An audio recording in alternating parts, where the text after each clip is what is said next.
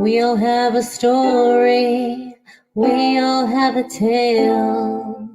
Well, there's a place I've come to know well, led by a man named Sty.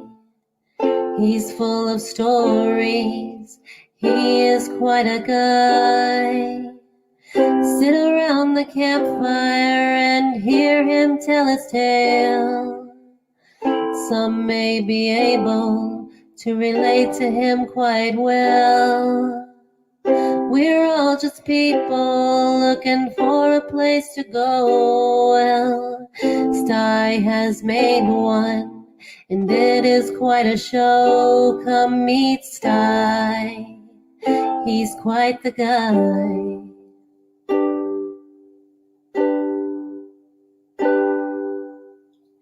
If you're feeling lonely, come and make a friend. If you need a story, on Sty you can depend. His voice is soothing like a lullaby. Sometimes he brings a tear to my eye. Sit around the campfire and hear him tell his tale. Some may be able to relate to him quite well. We're all just people looking for a place to go. Well, Sty has made one, and it is quite a show. Come meet Sty, he's quite a guy.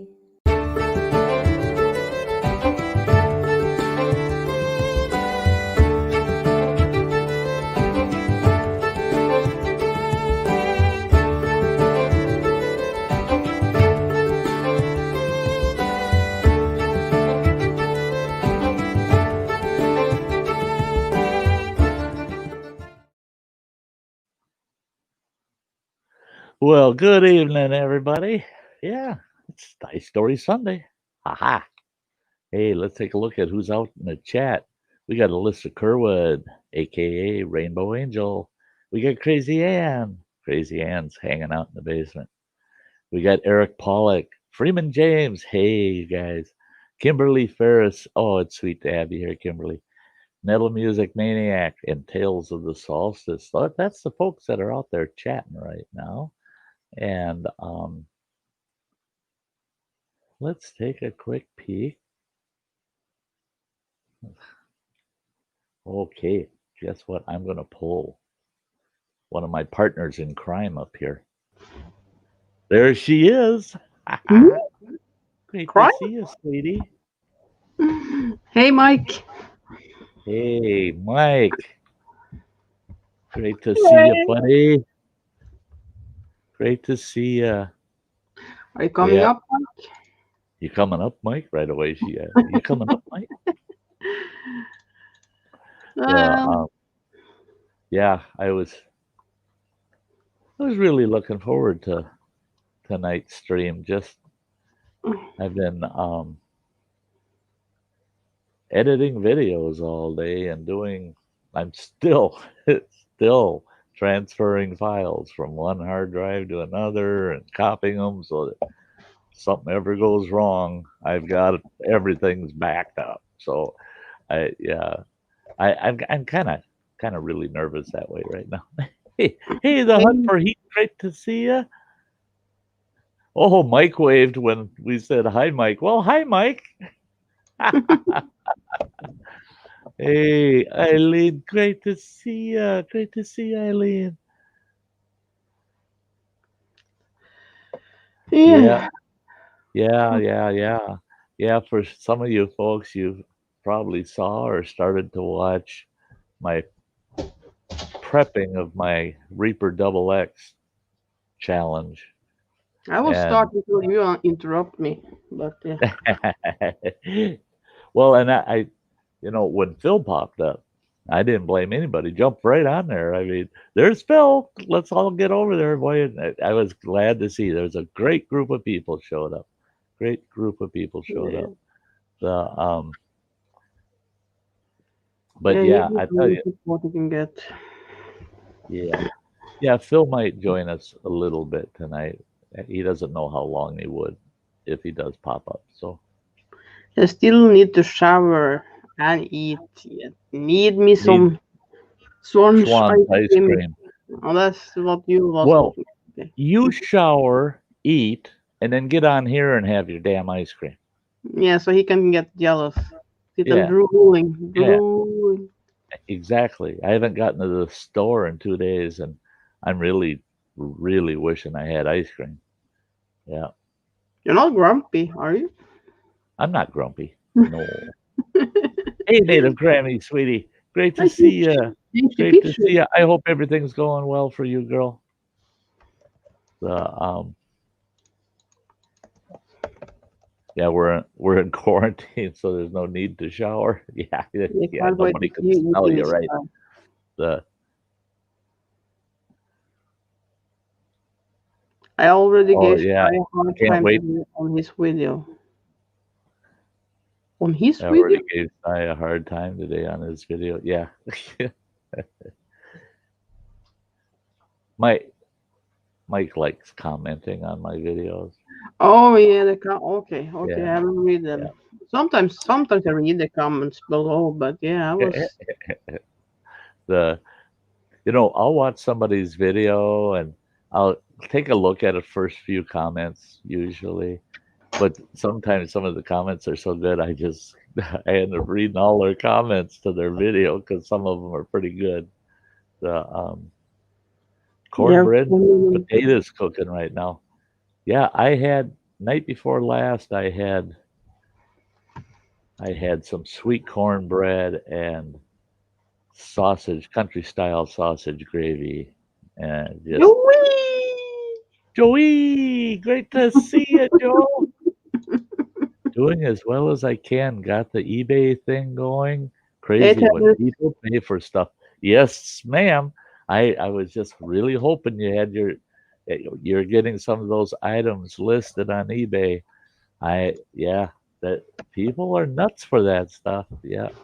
She's got a lot of collectors type things. And a lot of them are the Hot Wheel cars that she needed to get rid of, and Oh, boy, on eBay, people go nuts over that stuff. Model trains. She's got model trains and stuff like that. Yeah. Yep. It was 91 10 here years today with with in a fact. heat index of 101. I was Mm, out there since 8 a.m. So hot and sweating. Oh yeah. yeah. Yeah, I used to use eBay a lot. I used to collect old records and old record players, and I eBayed so much doing that. And then my ex-wife was into Betty Boop, and everything ever made with Betty Boop that was Betty Boop related, I purchased for I her. Just know. in Sorry, one but year, I like Betty Boop. Yeah. I spent over $3,000 on eBay on Betty Boop for her. Yeah, I I know. mean, she had a $300 leather jacket with Betty Boop on the back, and I want a leather jacket like I, that. I've seen I those. was Those are I nice. was still riding motorcycle at the time, and Yeah. she says, "I need that jacket for on the bike." I said, "Yeah, right, yeah." But Anything, boy, Grammy. hey neighbor girl, Lori, good to see ya. Tenuous, good to see ya. Boop boop, be doop. Yeah, I What? like Betty Boop. It's funny. Oh, I like Betty Boop too. And well, I even paid for a very well done Betty Boop tattoo on the calf of her leg for her. Yeah, Oh, she was all about Betty Boop, and then when we got divorced, she left it all behind. I told her, you don't want your Betty Boop collection? She said, "No, do whatever you want with it." Okay, yeah, I did exactly what I wanted with it. I put it all back on eBay, and I was surprised. For the most part, I got most of my money back. It all sold really well. Yeah. I Uh, got like what do you call it? But fuck it. No, not a fuck it. A stencil maker. You can put. Yeah, you can make your own stickers. I got something like that. So I made like tall Betty Boop. I'm going to have on my van. Van is yeah. Oh yeah. Oh yeah. That it says kiss my ass and things like that. And yeah, with Betty Boop. Uh-huh. Yeah. Hmm? Oh yeah. Yep. Oh yeah. I mean, you name it, they've got Betty Boop on it. And Hmm. anything Betty Boop, I didn't care what it was, she had to have it. And oh my gosh, yeah, it went crazy. Oh, and you're buffering. Well, we'll see. We'll see what happens. Thanks for listening while you're having your dinner there, Alyssa. I have nail polish that happens to be in a bottle shaped like Betty Boop's head. There you go. Yeah, Anne dropped off. She'll be back up. No, you didn't lose your internet, otherwise you wouldn't be able to chat. You can't chat without the internet.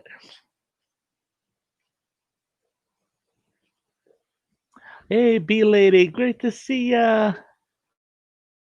Great to see you. There she is. She's coming back. Yeah, that was What weird. Just bink. suddenly says yeah, you don't have internet. I was like, what the fuck? Yeah, yeah. And you're able to chat. And it says you don't have internet. Somebody is stupid. Yeah, I Hey, know Georgiana, good to see you. maybe later we're gonna change that internet here, so I maybe get a little faster internet. But yeah, Oh, cool. That'd be and nice. maybe I can get the internet in the bedroom so I can do something there. That sounds Yeah, bad. That sounds bad. yeah. So I could do something in there. Ooh. I can't Internet in wait the till I bedroom. get internet because boy, then I'm doing something in the bedroom. Yeah. I just have to say stuff that makes I, Uh, you got the it's same dirty minds that I have. Yeah, yeah. Yeah, yeah. I think we kind of share that mind once in a while. Once in Sometimes a it while. seems like we're both thinking the same thing at the same time. Yeah, I you, me, love and that Phil is like saying, connected. Yeah, yeah. I love And that it's saying, called keep your hands clean and your mind dirty, right? Yeah. camming for money. Okay. Oh, thanks, Harry. Oh, wow. Rosemary, oregano, thyme, and some lemon mint, all drying out, and it smells divine. Oh, yeah.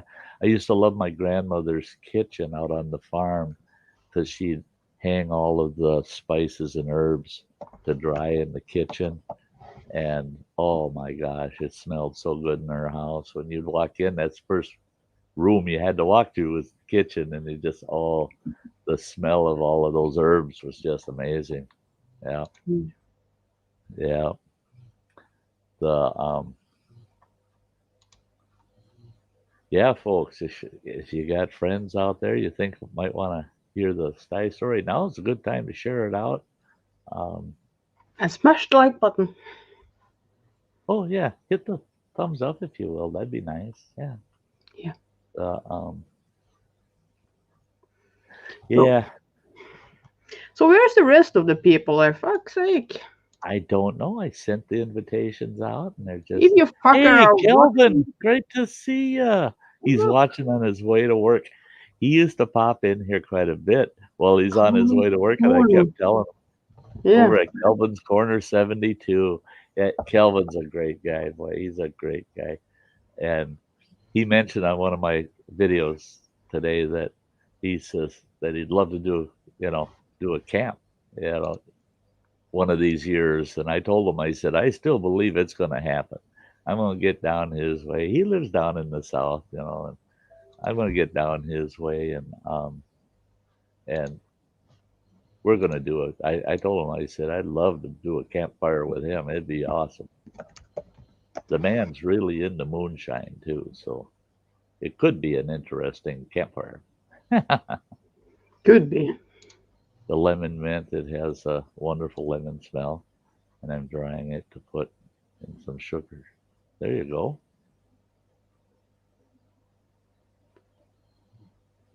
Yeah, Hmm. awesome to bake with. I bet it would be. Yeah. Yeah, I'm not good at using herbs like that. Not fresh one either way, but yeah. Well, I don't cook anymore, really. Well, Not thank you, B lady. Thanks for the share. I did get the notice on Facebook that it was shared. this talk of That was lemon. awesome. Thank you. Harry want a lemon pie. A lemon pie. Oh yeah. Hey, Sty, get in the kitchen, make some. Get in the kitchen and make some. Yeah, thanks. But he's My he's tiny a little woman. kitchen. I love my outdoor kitchen out at camp because there's lots of room. I can stretch out there. My Oh, little yeah. kitchen here, I'm in there. You don't dare back up. You could end up backing up against stove, burning your butt. I mean, it's so tiny. You can't fix anything. I tried making homemade bread when I first moved in here. Holy God Almighty! All the flour all over the damn place. I mean, it was all over the kitchen and in my little hallway. It flour everywhere because there's no room. There's no room. The You turn around, if you go like this with your hands, the whole room's full of flour dust. I mean, yeah, it's terrible. And I make lefse, Norwegian flatbread, potato Oh yeah, flatbread, that brother. and making lefse is a real bitch. You can't get in my apartment, and you can't get from the kitchen to the living room, bathroom, and bedroom until the lefse is done. Because I got tables set up in every available spot in there to have my lefse process going. I got a table where I roll it out. Then I got a table that's got the cooker on it. Then I've got a table that's a cooling table, and I use my kitchen counters then to package it up to put it in the fridge when it's done. So there ain't no room when I'm making lefse. Stay the hell out of here. But now Lefse you is can do more it important. outside. You can take that cooking plate with you outside Well, now, and not my cooker. Mine's electric. no. Well, do I it in don't. running water. Oh, Put up the well, tent if there. I'm Yeah. where I can run an electric cord, I could do that. Yeah, Yeah. Why not? yeah. I had a bread machine. It's Well, not the the ex-wife same. and I had a bread machine, and she Hey, play took it. old. Hey, plain old Chuck, great to see ya. Are we eating again? We're always eating. Yeah, yeah. Cooling Oh, table after you cook the lefse. See now, a lot of people will make lefse and they'll use like paper towels, and they'll put the lefse onto the paper towel to cool, and then and it's not me. I use flour, what they call flour sack towels. They're just yeah, pure yeah. cotton Mm. towels. We use them as dish towels, drying towels, and everything. But that's what I use, and I've got a huge stack of them that are just for making my lefse. Because one of those towels, I can put three lefse that are about that big around in one towel. I put the towel down, I put a lefse down, fold the towel over, put the next lefse down, fold the towel over, put a third one on. Then I start the next towel and I build a tower of lefse. Oh, And yeah, yeah. you want to let it cool to room temperature before you move that to a refrigerator. Otherwise, it condensates and it can get too too moist from the condensation. Picky, aren't they? Yeah. And Moist. I learned it from my Norwegian grandmother how to do lefse. And I'll tell Hey, you what, friend. this sweet girl sent me the most awesome lefse turners. The sticks are beautiful. I mean, yeah, we're gonna get off of that. Yeah, you need to make a cooking video outside with outside with running water's house. You can put a tent up. You can make some cooking videos. I That'd be cool. Make a lefse video. Yeah, I why might not? I might Why not? make a lefse video Purva and won't look if at. I make a big batch of lefse this fall. I might set cameras up by my kitchen and just show how I managed to make it in my little place here. The Hey, Roman. Hey, Roman, good to see ya. In the chat there, I don't know if you see it or not, but Eileen is wondering if she can put her GoFundMe link in the chat. She got Oh, like a GoFundMe because of her kitchen. She tried to like, right, the water issue at her yeah. place. Yes, yes, go ahead. Go ahead. You can put it out there, Eileen, but not too often. Yeah, yeah, yeah. Just don't do it real repetitive. Yeah. The Roman. No, it's a it's left. Lefsa. Lefsa. Lefse. Now, yeah, that doesn't sound like Lefsa, but that's what it is. It's Lefsa. Yeah, I typed Yeah, it there. Left. there you go. The and lefse is made with potatoes, flour, and shortening. Oh, I like using real lard because it makes it richer flavored. It just tastes richer.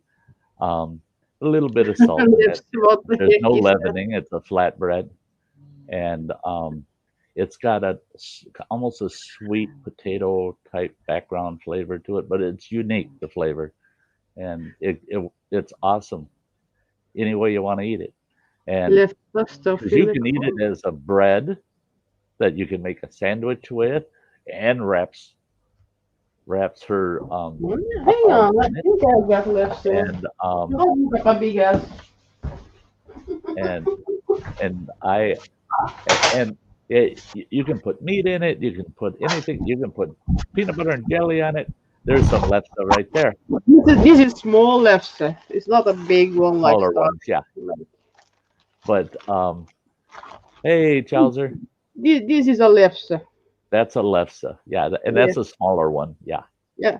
You can yeah. put sausage on it. The ones I I put make sausage. are Nom nom nom. the ones that I make. If you put them on a dinner plate, they're hanging over about 2 inches all the way around. Yeah, but but I love to just put some nice soft butter on them, sprinkle them with some sugar, and roll the bugger up. They make an awesome kind of dessert kind of thing. Yeah. No, it's not a tortilla. No, no, no, no, No. no. They don't make tortillas with potatoes. The Tortilla. hey Phil, hi buddy. The we're running a little Hey late on Phil. the Sty story here. I'll get it started in about This house. 8 minutes. Yeah, right away. That's a tortilla. No, no, no, no, no. The hey Simo, good to see you. Simo knows how they're made. I tell you what, I grew up. Boy, I tell you what, my grandmother would make lefse every month, but late November, right up until the first of the year, oh my God, would that old woman pound out the lefse? And she always let me come in the kitchen and give her a hand. So I had learned how to make lefse from her, and I think the reason she let me help her out is because I loved lefse with a passion, with a passion. So so she knew that if I really wanted a little more than my share of lefse, I would much be willing to help. Yes, yes, yeah. I'd do anything she'd say because then I could just go in her fridge and help myself to lefse whenever I wanted. She would never say, "No, you've had enough." She'd just go ahead. There's plenty. Just help yourself. Uh huh. I've eaten lefse till as a kid until I was just sick. I mean, I just love it. Yeah, yeah.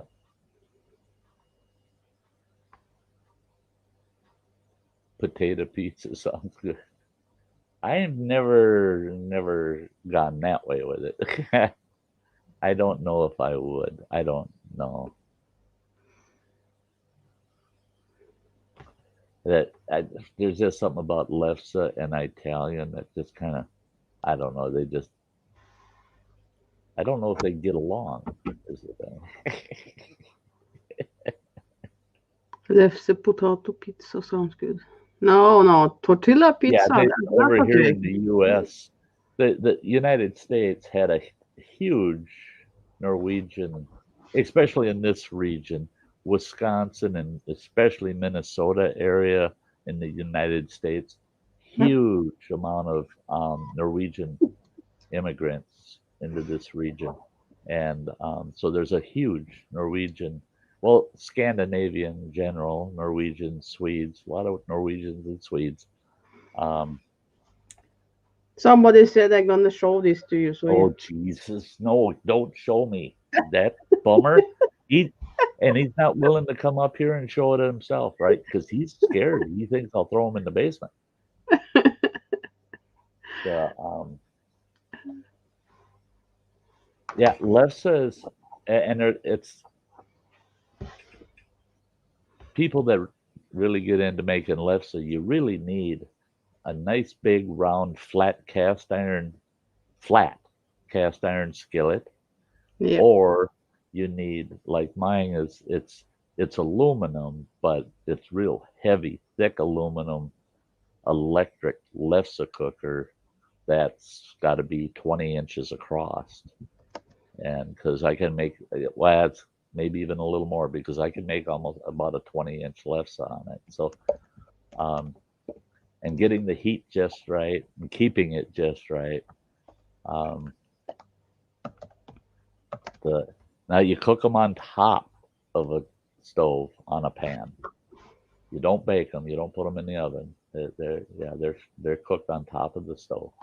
Yeah, I use often hot dogs on Yeah, mine. and I'll wrap them around a hot dog, sit there and eat them in That's front of me. normal. That's more normal to do that over here. You can, yeah, that's the normal thing. Like put butter and sugar. Yeah, that's more Well, old people. It's more see, old people that use that thing.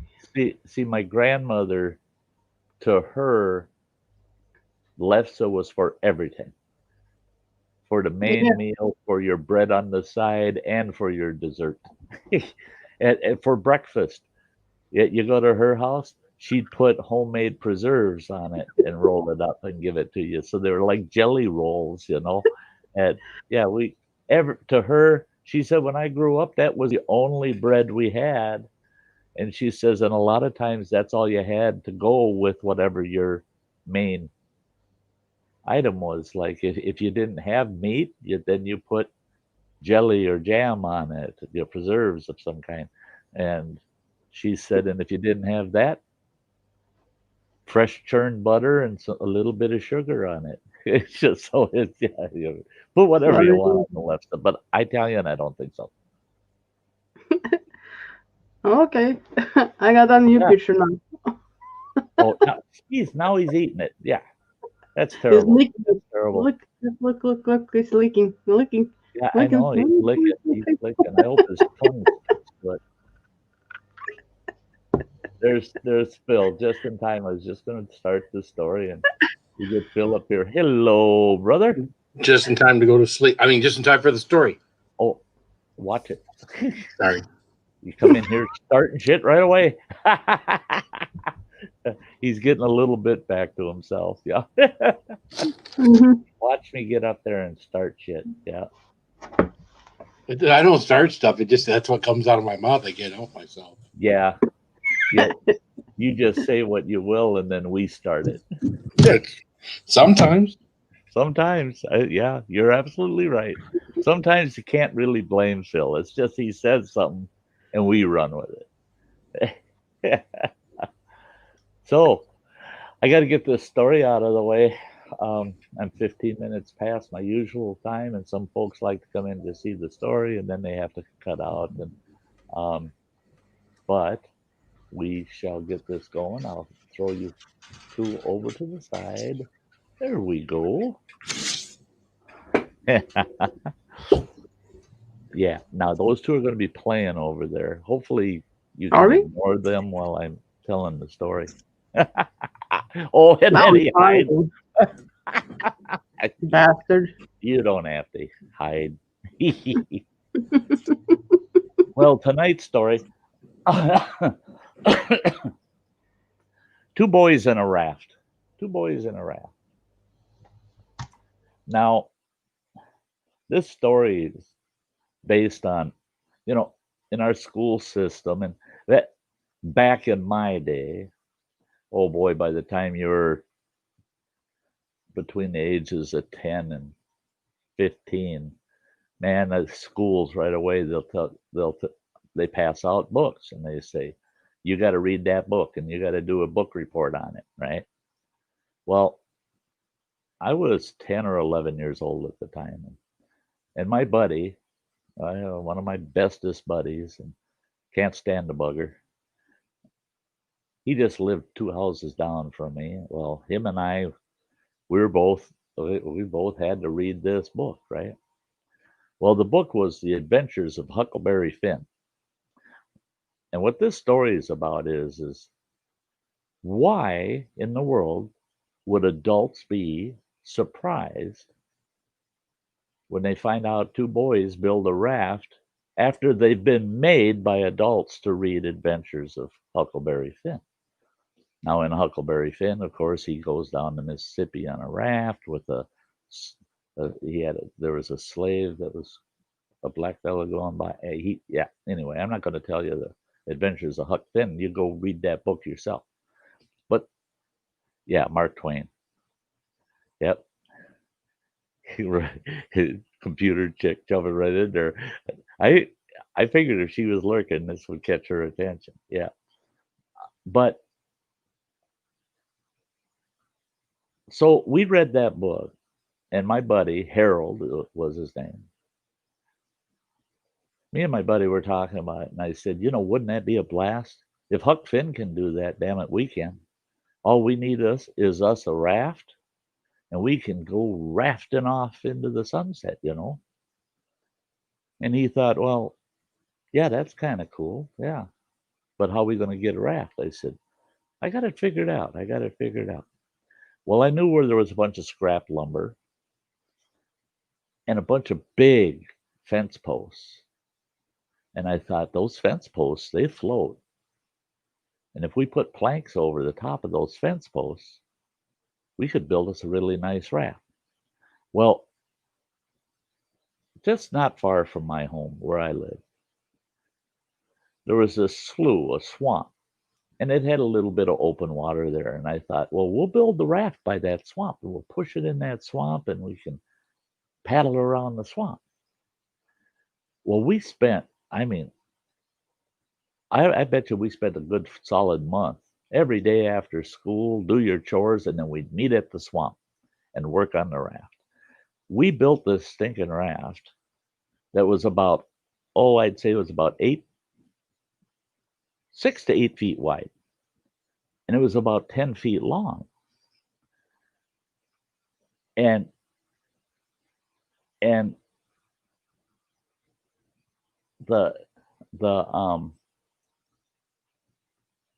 looking at the comments over there. The bee lady. No, Huck Finn was white.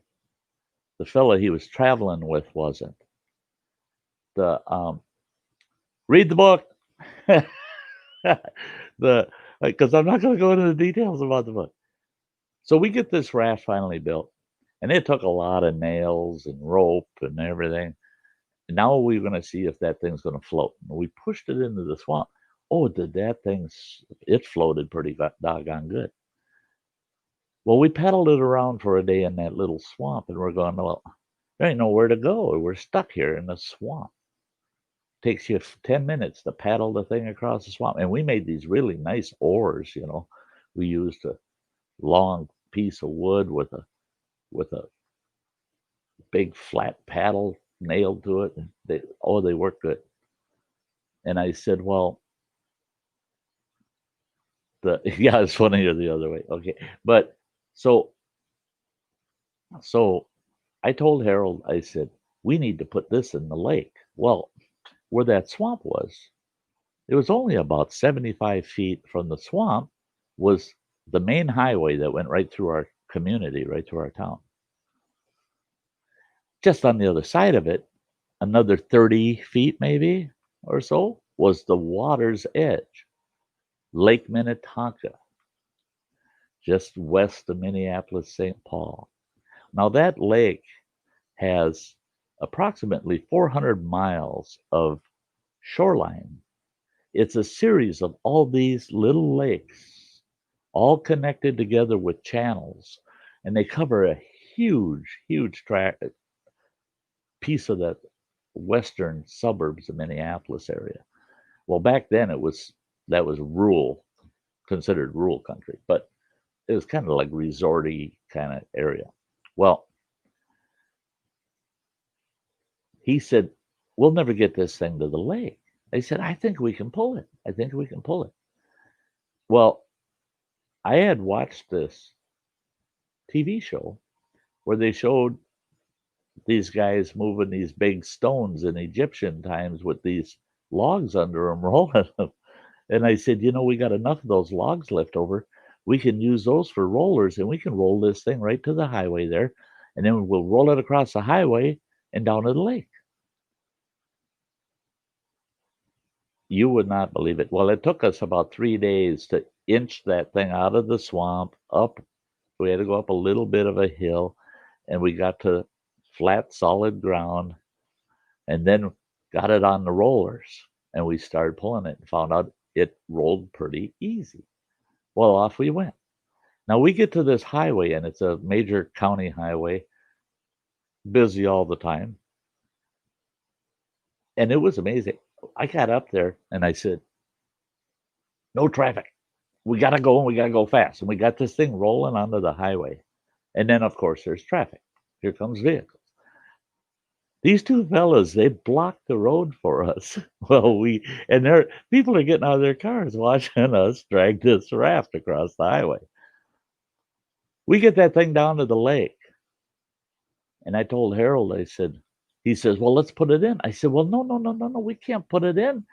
I said, we're going to be on that raft a long time. We got to go back home.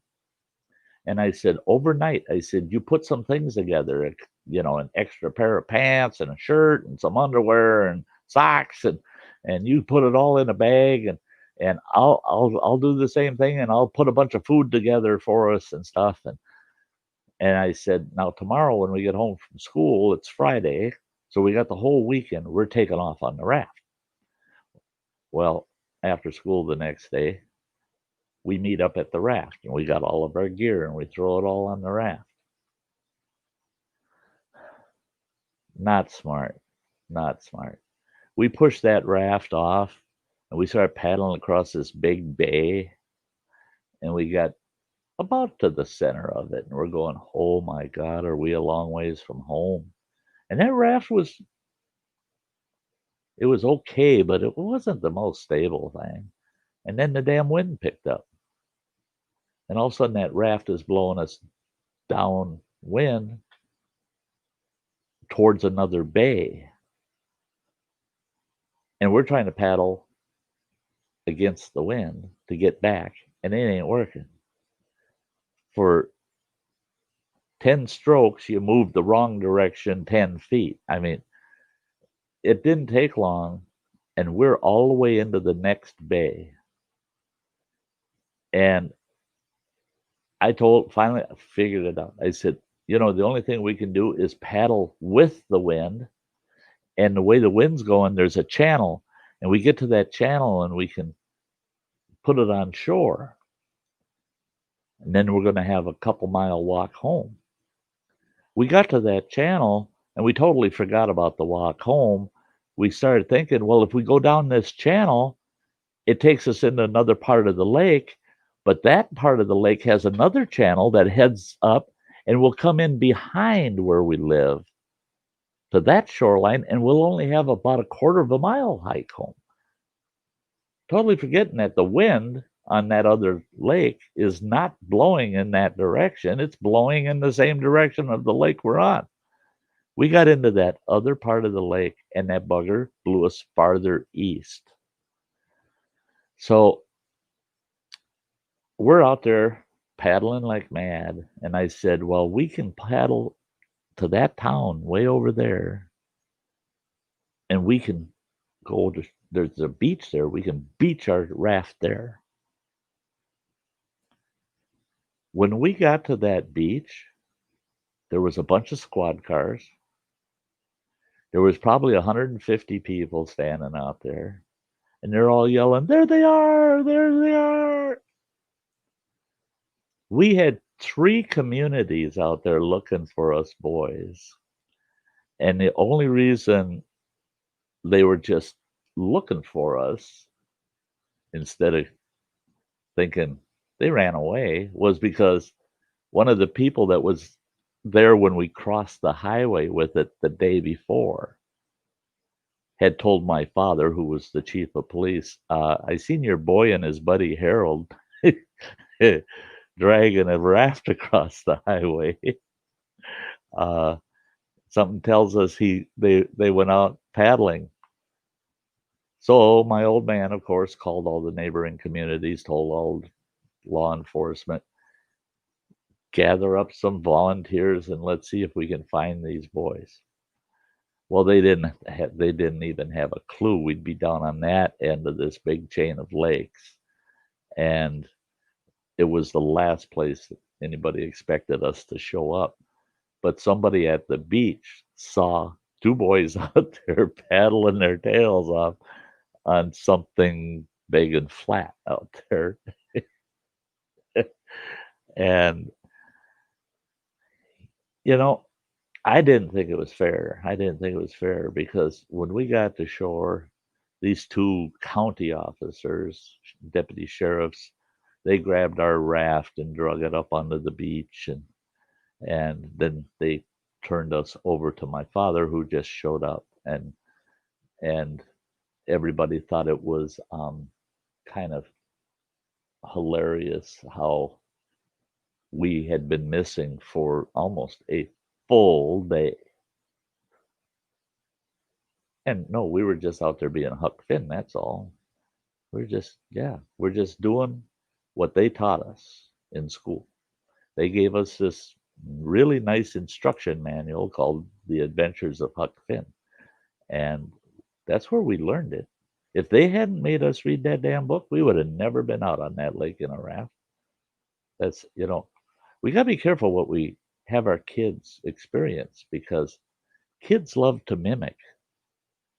And when it's a book about a kid on this great adventure, well, you want to be that kid. You want to be that guy. It's not fair that only he got to do it. We're going to do it too. We're going to do it too. We're going to go out there and we're going to sail away on a raft. My pop did think it was kind of hilarious, but he brought me down to that beach it was almost a week later, and he said, let's go get your raft. And I wasn't even thinking how the heck we're going to haul that in the back of the car. We got there. Yeah, he knew. They're down there and they're having a town picnic down at the beach, and they got our raft all broke apart in a big pile, and they're having a big bonfire. They burned our raft. It was terrible. But Harold and I, we walked away with the adventure of being Huck Finn for a day. And my grandfather put it right.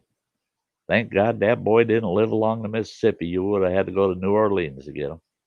Because, we would have been dumb enough to do it. We would have pushed that raft out in the Mississippi River, and God knows how far we would have gotten. So there you go. 2 boys in a raft. There's your story for the night. Hope you enjoyed. Ta-da! Ta-da! Ta-da! Ta-da! Ta-da! Yeah, we didn't have video games and stuff back then. Yeah, I thought I'd heard that one before. Thought you heard that one before? No, that one I haven't told yet. Maybe No, I'm behind not the paddle. You never know. 2 boys, 1 raft. Yeah. No, and I read the book. You Nice read book. the book? Now it was narrated to me. Now I got to see the movie. Oh, I tell you what. Yeah. Yeah. Huck Finn was a big I'm deal. sorry, Huck Sty. Finn and Tom Sawyer when I Repeat was that. growing up.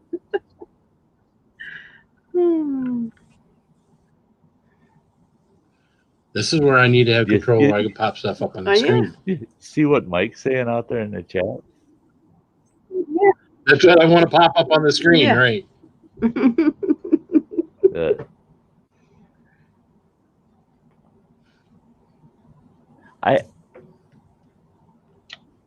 I've never read Cleopatra. No.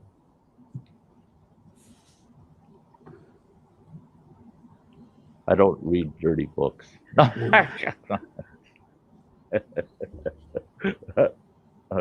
I've watched all the documentaries about Cleopatra.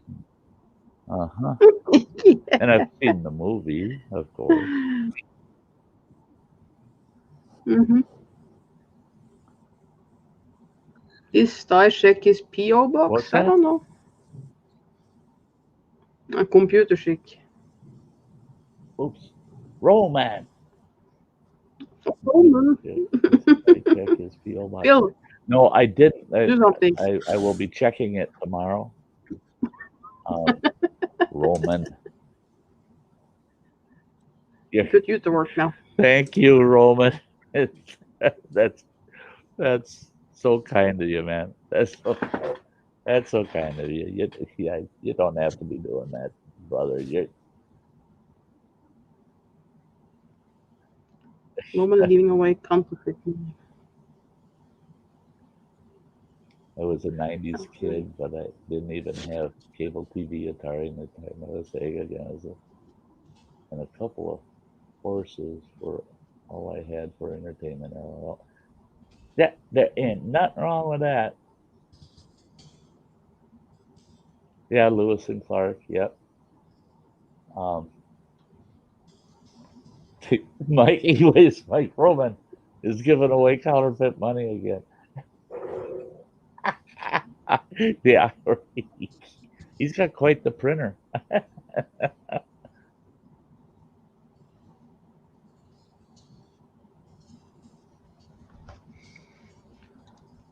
Oh, yeah, Chuck, you remember that Sty story, don't you? Uh-huh. Yeah. There's a dam. Yeah, I had rented a big pontoon boat, and there was a couple that came with me and the ex-wife fishing out on that big pontoon boat, and we're traveling around, and we're on a reservoir, and we're getting close to the dam at the end of that reservoir, and a tie-out line on the boat got caught in the prop and popped the prop off, and we were headed right for the dam, and we had to paddle it with one broken canoe paddle to shore. That was a good story. Wasn't good for me that day though. Hey, thank you. You ready? Ready. Wow, that's cool. Hear you. Thank you so much. Wanda Louisa style. Wanda Louisiana style. Wow.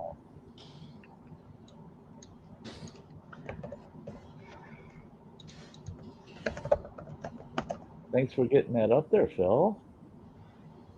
She told me to. Wanda, Louisiana style. She told me to.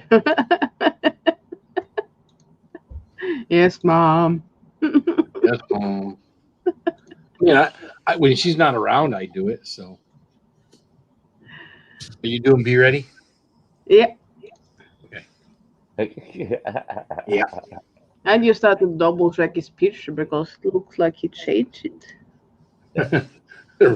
Roman says ramen filer. Hate that guy. What the Flyer. heck? I was Yeah, just trying to that be funny when I posted this thing. Raymond Flyer. Yeah. One A button. filer flyer. So I got a little bit of a story today. So I'm leaving this morning to go to my mother-in-law's place because I go over to her place and mow the lawn on Sundays usually. So I go out to my lawnmower, pull it up on the cement, go to put some gasoline on it because it's less than a quarter of a tank.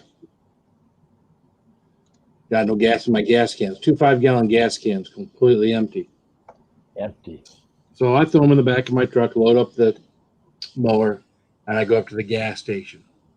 So as I'm getting the gas cans out of my back of my truck, I set 2 gas cans out, and this guy comes walking toward me with 2 cases of beer bottles. One's like Corona, or whatever, that fancy Mexican beer, and one's Bud Light. And he's coming. Dude's got the mask on. Little Mexican fellow. He comes walking towards me, and now it's clear that he's walking towards me, not walking anywhere else. And then suddenly he sets down both the 12 packs of beer. And I'm thinking, the guy starts walking towards me. Then I realize it's not a little Mexican guy. It's just a short guy I work with. And because he had his face covered, I didn't know who it was. And he's recently moved out into my area. So the guy gives me a big hug and everything. And we stood there for the next 5 minutes and talked about life and whatnot and what's been going on with me and everything else. But it was funny, face completely covered. I just, I assume because of his, his height and his dark hair and the Celator, whatever kind of beer he had, I just assumed it was a, young Mexican fellow, but it wasn't. Nope. Nope.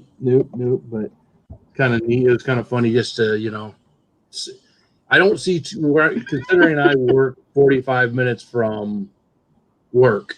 I don't often see people I work with out and about where I live. So No kidding. Thank you, B Lady. Thank you so much. Well, and that's it. Is everybody's covering their faces. I had 2 people yelling at me the other day over by Walmart. And I looked. They're just yelling, "Hey, hi!" And I looked and I thought, who the hell are they waving hi to, And then inside the store, here comes those 2 people walking up. Oh, stuck up ass, the one guy said. And I go, then I recognize the voice and I go, oh, geez, I didn't realize it was you guys. I said, shit, you can't tell who the hell's who anymore with all the masks, I figure, yeah, it's just a couple of drunks yelling hi at somebody else. That wasn't me. So the bee lady was asking you something when she super chat you there. Sty. What's that? Did you read what bee lady had typed in the super chat there? Yeah. Your next story, your first kiss. Yeah. Maybe I'll thought it will be a story, yeah, not now. Okay. Oh, sorry. Yeah. Oh, yeah, I read it. Rumian. I was like, what the heck is that? Okay, we spammed the link a little bit. Roman. I know a few guys that they will not drink canned beer.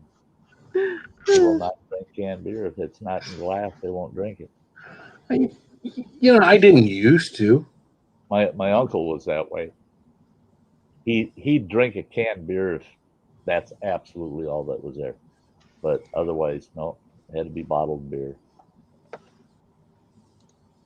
Now, usually anything other than like the Bud Light or the Michelob Ultra or whatever that I was drinking, usually everything else was in glass. You go somewhere, you order an IPA, they don't serve IPAs. And not that I was into IPAs or any of that, so don't anybody start thinking. But if you did have one of those types of beers, yeah, those were, they were either a draft that you get at a local pub or, they're in a bottle. They're in a bottle. That was, I don't know. We had a beer over in Minnesota when I was young, Buckhorn beer. And it was a inexpensive beer, but it didn't taste too bad. But when everybody else was going to cans, you couldn't get Buckhorn in cans. Yeah. You had to buy 24 bottles. You buy it by the case. That was one thing too that kind of confused me. I went into a liquor store and I go, geez, all the beer's coming in cases, 24 bottles. Why don't you sell it in a 6-pack? Well, at that time, 6-packs were really hard to find a 6-pack of beer that was in bottles. It was just unheard of. We got 40s for that, and that was it. You bought a 40. You don't buy a 6-pack of beer. You just buy a couple of 40s, Yeah. Yep, Buckhorn beer had a picture of a big old bull elk on it or some shit. Yeah. Hey, that's that. No, I gotta save that. That's on my Sty story list. Yeah. Shut up. Yeah, I had a night of drinking over at my friend's house, and we're just getting ready to leave. So we go out to the garage. You know how the ladies are. They get to talking again, and they start on the story. You're like, all right, now I'm going to be here for a while. So I reach in my buddy's fridge. At the time I was drinking Bud Light. I reach in, I grab the blue can, pop the thing open, tip the thing back. First drink is usually a third of the can or half the can. You had a freaking Hawaiian punch. Oh, now when you're expecting a beer and you drink sweet, I'm surprised I didn't spray it all over everybody. All over. It was Hawaiian punch. Everybody this day still laughs about the Hawaiian punch that I drank out of the refrigerator thinking it was a beer.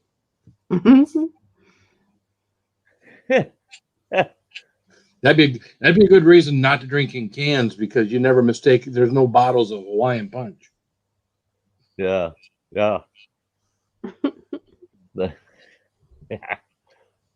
Oh yeah, bee lady. We didn't get our first 7-Eleven anywhere near where I lived until I was 25 years old.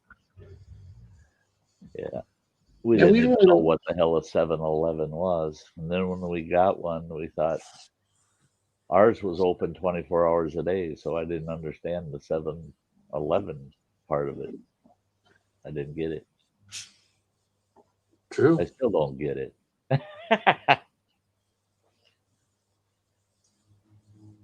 Well, that's not quite a nutritious drink now, is it? The arcade. So see, that's something you could almost do to a friend. You could have your refrigerator full of Bud Light if you drink Bud Light or something, or even if you drink Budweiser and you got some, and the top of the can kind of looks alike. You go get a beer for your friend, you stick it in the koozie for it, hand it to him. It's already in the koozie and everything. You could easily fool a friend like that. That's it. Yeah. Hawaiian punch sucks ass if you think you're going to drink a beer there, Roman. Oh yeah, if it's not what you expect, yeah. Oh. That was one thing when I was probably about 20 years old. I played on local ball team, and God, we were out there. It was in the low 90s and humid as hell. I think we played. It was a doubleheader, and we got done playing that day, and it was so freaking hot, drinking water all day, trying to stay hydrated. Well, game's over. You're not allowed to drink at the ballpark, but the city park next to it, you can go drink there. So we all went over around the picnic tables, and out come the beer, and I grabbed the first can of beer, popped that sucker, down the whole beer, and woke up about 10 minutes later. That beer was so freaking ice cold, and I had been drinking nothing but warm water all day, sweating like a pig, so dehydrated, just on the verge of heat shock, and I slammed that ice cold beer on it, knocked me right out. And they're all like, when I finally woke up, they're going, "Boy, you're a lightweight. You can't even handle one beer." I said, "It wasn't the freaking beer. It was so freaking cold." Mm. It was the worst cold rush I ever had. Uh-oh. Uh-oh. Now he'll He'll try to behave. He'll try to behave. Already shaking his head at you. What? What? Say it. Say it. Go ahead. Go ahead. Son of a bitch. Yeah, Another yeah. one? Oh yeah. Oh, yeah. Well, Yeah. that's good. Oh, Now, is that yeah. a straight up black and white, or is that a Neapolitan? Straight up Sadly. white. But no. Straight up. Mm. Ann likes when I go like this.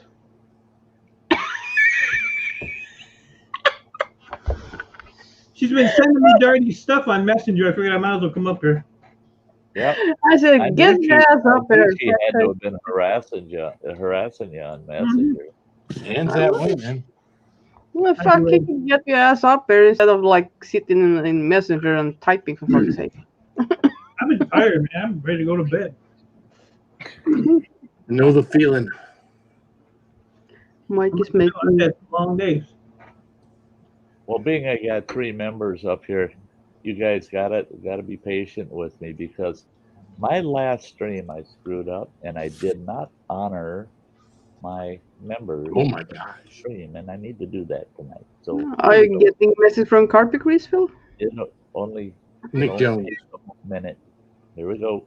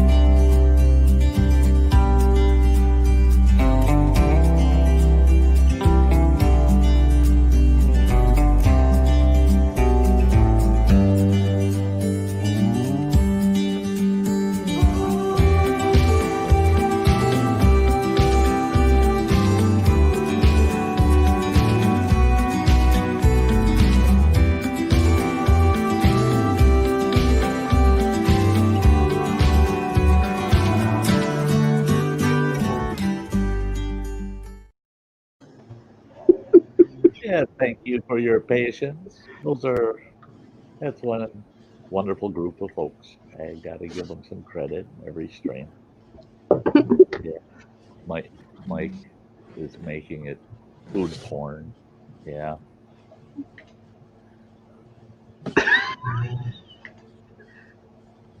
Oh, we're going there. I was reaching for it. Look at how big he's got his hand there. He's gonna get a handful. Oh yeah. He's grabbing your dick there, Mike. I'm talking to 2 people on Messenger, one of my refineries and another guy, and nobody bothered me when I come up here. Hear my phone going off? Yeah, I mean, no. Roman want to come up. Well, of course. Can you send them a link? Yes, sir. Thank you. Roman told me to shut the F up. Well, he's not the only one. Shut the fuck up. You know, You you keep guys it are up, and I'm going to go eat a Nutty Buddy. Sure. fucking nutty buddy. God damn it. Why is that one? You know what I really like? You know what I really like? Are those Choco tacos. Never had one. Oh, Never really? had one of those? Yeah, they're like That an ice cream thing? sandwich. They were good. They're an ice cream sandwich, but made with a round waffle cone kind of, and it's folded in half. It looks like a freaking taco with ice cream and chocolate and peanuts and shit in it. Oh, they're good. They're good. Choco taco. There he is. Hey, Roman buddy.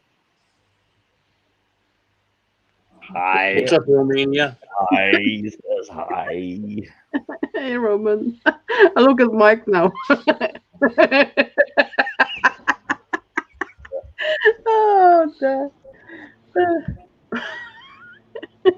There's that sexy mofo. Fuck that guy. Fuck that guy right there. Fuck Oh that my guy. God! Now I got Nick Jones sending me. Yeah, I'm shutting. Oh, you got Right? Nick? What Oh, the? Did he say his name? Those are my Which balls. one? Me? That one. Yeah, I Oh, just yeah, sent that yeah. to everyone. Oh, Yeah, yeah. that's the one. And he said we fell in the swimming pool That's today. good. I was like, Here's- what the fuck is that? And then look, oh, Here- yeah. here's Roman and Mike. This is Roman. Fuck that guy. Well, I get my nap anyway. Yeah, you would. Right? Exploring ginger. Exploring ginger. That's what I was doing during the Huck Finn story. You had fallen asleep during the Huck Finn story. You had been out for 2 hours. I had the volume down. I asked him to repeat it, but no. See? I don't know what this membership gets you. They can't get a story repeated. I'm gonna send you so many dick pics. Me? What? I mean, none that you've already I was gotten. like, sure, go ahead. Yeah, right. No, I haven't got any dick pics in years, so you know. Yeah, Ginger, a bear attack.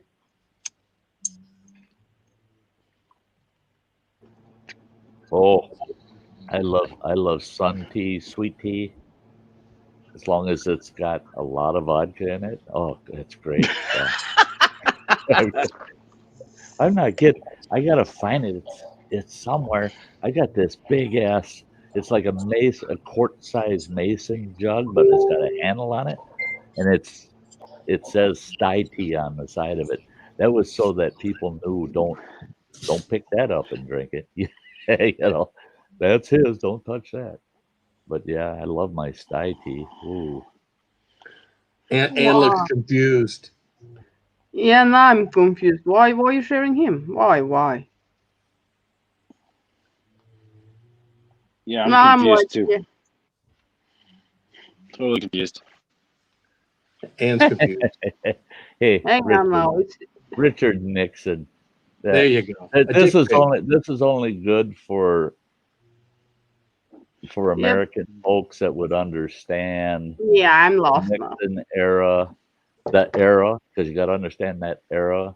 I But- don't understand the but- fucking area. But I'll tell you what, Tricky Dicky, he watched Deep Throat 7 times and he still couldn't get it down pat. Phil got it right away. Yeah. no, Yeah, That's his Richard wife's name was Pat. Anne. yes, there. That's a picture of Richard Nixon. Yeah. In America, the name Richard sometimes is shortened to just Dick. I know So because you had a dick. oh, I sent you a dick pic. oh A fuck dick it. pic. Oh god, you're so stupid. Yeah. Oh. That's so disgusting. She's just like, oh. And what do you do with that dick? Well, you could Well, send me some like hot guy just- Richard, not the rich and fucking Nixon fucking. That picture he sent you of Tricky Dicky there, that dick, all he has to do is use his head, wiggle his ears, and puke, you know. Well, Amazing Drop is Dick. His name is Richard, so he says my name is Dick because in his profile it says Dick, and I was like, is that the real name? I mean, I can pick my dick out of a lineup, but he's still probably better looking. To be honest with you. Oh, he called himself Fabio too, so I don't know. The I can pick mine up. Yandy Lady Watergate. Longest hot dog, really?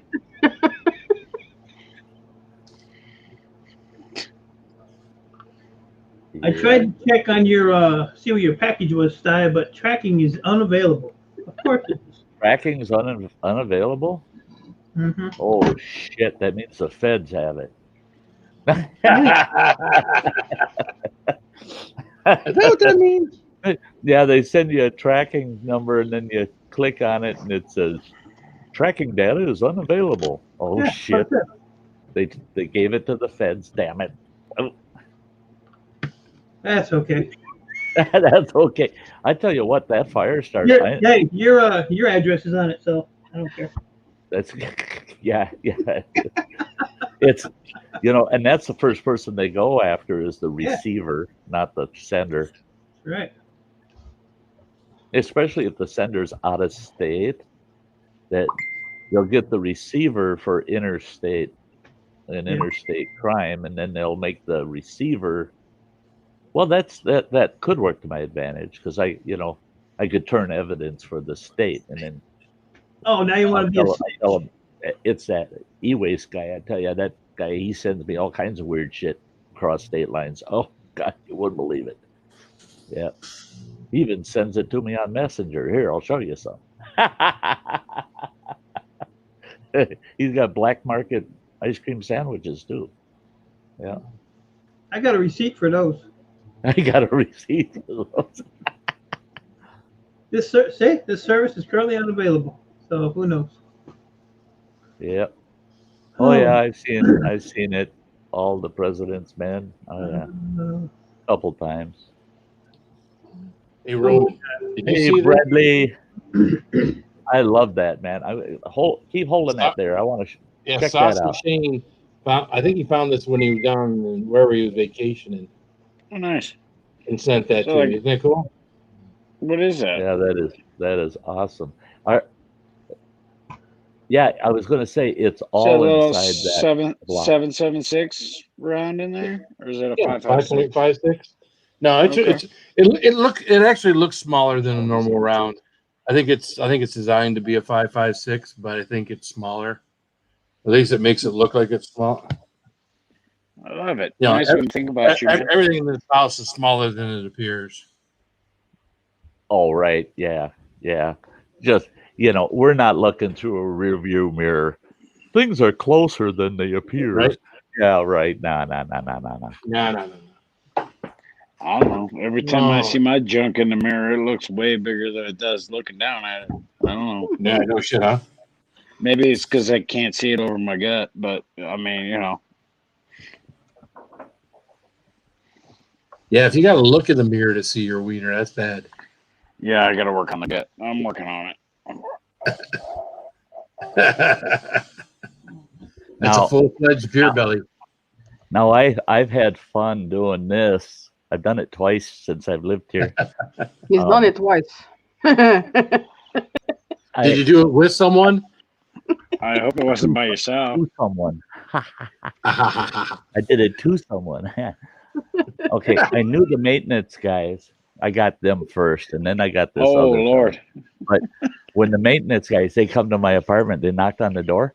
I walked to the door and I opened it and I go, "What do you guys want?" And they said, "Well, we're here to check on such a thing." And I go like this. I go, "Jesus Christ, you know better than to bother me when I'm trying to clean my gun." The look on those two boys' faces when they saw that puppy, That's a 50 cal, ain't it? What's that? It's a 50 caliber round. Yeah. You point at them with a 50 cal and tell them you're cleaning your gun. They're just like, "We'll come back some other day, preferably when you're not home." Right.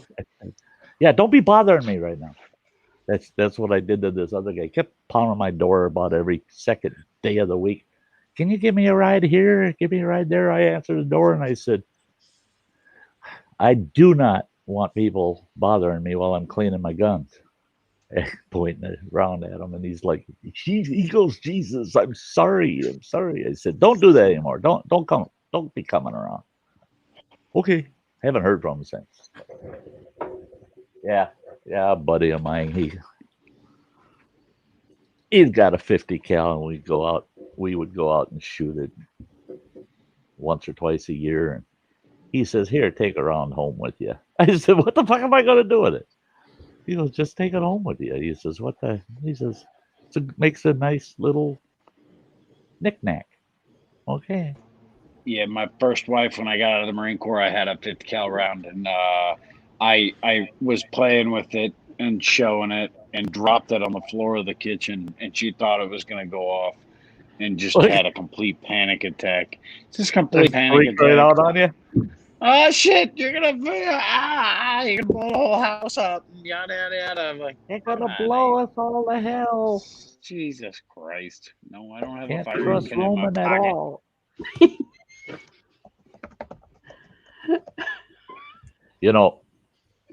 That this is no shit. That was out in Montana. There was this guy. He stopped at the work site we're logging off this 80 acres, and he stopped there, and I'm on the skidder, and he's climbing up on the skidder to talk to me, and he slipped off of the foot rung. The foot rungs were I just welded a couple of pieces of rebar for footsteps up to my skidder, and he slipped off of it, and he hit one of those foot rungs where his pocket was on his right pocket, and I heard this god awful crack, and I looked at it, a big fucking burn mark in his pocket, and he's dancing around, swatting himself. Next thing you know, he's dropping his drawers and he's looking, and he goes, "Jesus, look at my leg." Yeah, he had a couple of little pieces of shrapnel in it. He had a pocket full of 22 rounds and his truck keys, big ball of truck keys. And when he hit that rung, he had to have pinched a rim somewhere in those keys. And one of them rounds went crack in his pocket. Jesus Christ. Yeah. After that, shit. Those are rim He wouldn't fires. even Those carry are totally 22 different. rounds in the glove box of his truck anymore. It was just like, them fuckers will go off. And you never know when. You never know when. Well, yeah, Fucking rim fires for sure. Yeah. yeah, rim fires. You don't carry them loose in a pocket full of change and truck keys. I mean, Jesus. Uh-oh. Ann sent me something. I don't know if I should check it or not. Oh, jeez, Ann. I'm Always going in, scared. Rowan. Hey, what the fuck? Well, at least that one's COVID, correct? Oh, Putting on the Jesus. mask No. for COVID.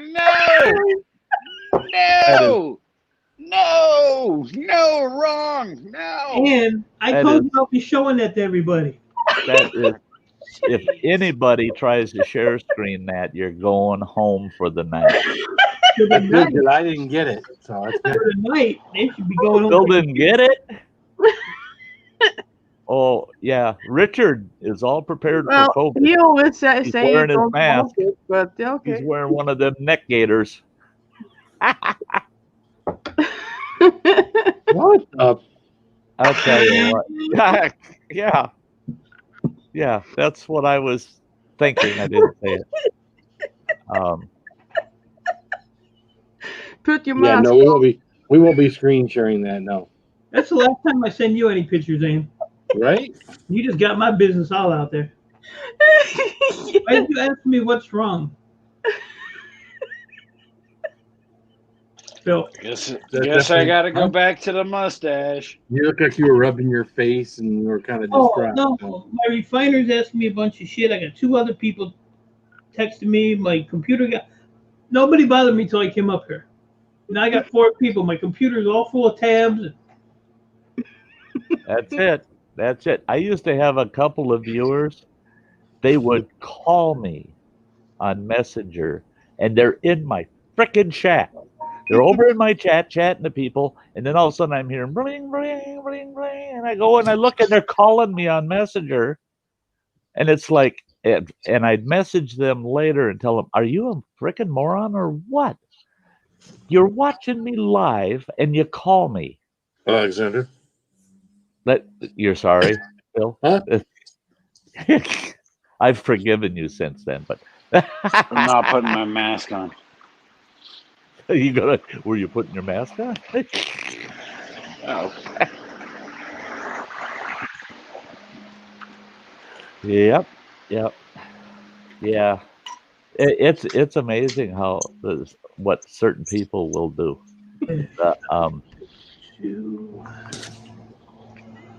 I've had people send me emails saying, "Are you at home?" And I'd say, "Yes, I am." "Are you available?" "Yes, I am." "Call me when you get a chance." And I message him back, "You fucking call me then, you son of a bitch." I mean, why you're emailing me all these times to have me call you now? Why don't you just call me? You don't know how to dial? Oh no. Oh no! And I love that when people back before we had cell phones would call and they'd go, "Are you at home?" Fuck no! I'm in New Jersey, answering the damn phone. Yeah, where the hell do you think I am? I answered the phone. Of Where the course hell I'm did you home. call? Nope. Hey, if Roman doesn't fall off the panel at least once during the stream, yeah, he's having a bad night.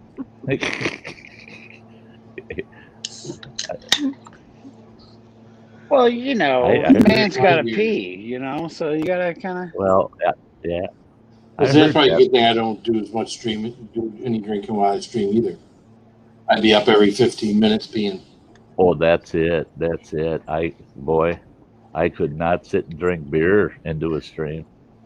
Well, Eh, I could sit here and drink beer, and yeah, you can buy them really nice big porta potty kind of deals, chairs. You just sit there and yep. that's a whole Now new we're Sty North streaming. video. Now we're Yep. streaming. Wear a diaper while you're streaming. Oh, I can't. I could. Oh, jeez. I feel bad for folks that gotta wear them. For whatever reason.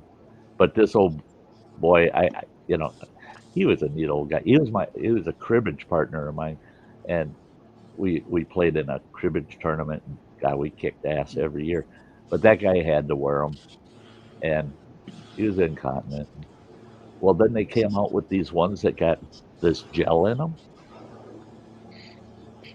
We're at a cribbage tournament, and he's sitting there and he's smiling, and I go, "Oh, Jesus." And he goes, yeah, but I feel much better. Well, at the end of the cribbage tournament, we get up to leave. And I said, "Aren't you going to head to the can and change that thing out?" And he's just standing there. He just stood up. And he goes, "You think I carry an extra one in my fucking pocket?" He says, "Out in your truck, I got an extra one." And he says, "I'll take care of it out in the parking lot." And we started walking. And he looked like one of these young guys that wear their pants way the hell down where the crotch is at the knees. The only problem is it looked like he was carrying 30 gallons with him. Oh, He goes, Poor Roman, he's got a visual. we get out to the truck, and that old boy's out there, and he drops his drawers and he takes that son of a bitch and he gives it a whip, and it goes into there's woods along the parking lot, and it hit this frickin' tree, and that fucking tree shook. no. He reaches No. in and he grabs his new one and puts it on, and he goes, "This is the last time I'm wearing them gel fuckers." He says, "That son of a bitch had to weigh 10 pounds." He says, "I pissed in it 4 times." Oh, Because he was God. drinking beer all night. Jesus Christ. He says, "They're great. They never leak." But he says, "Oh, you got all that extra weight you got to carry and try to walk." You think your shit evaporates? And this guy's like 85 years old. He was a hoot. He was funnier than hell. He And I says, think you "Boy, if started the people night would with have known that I Huckleberry was." Finn.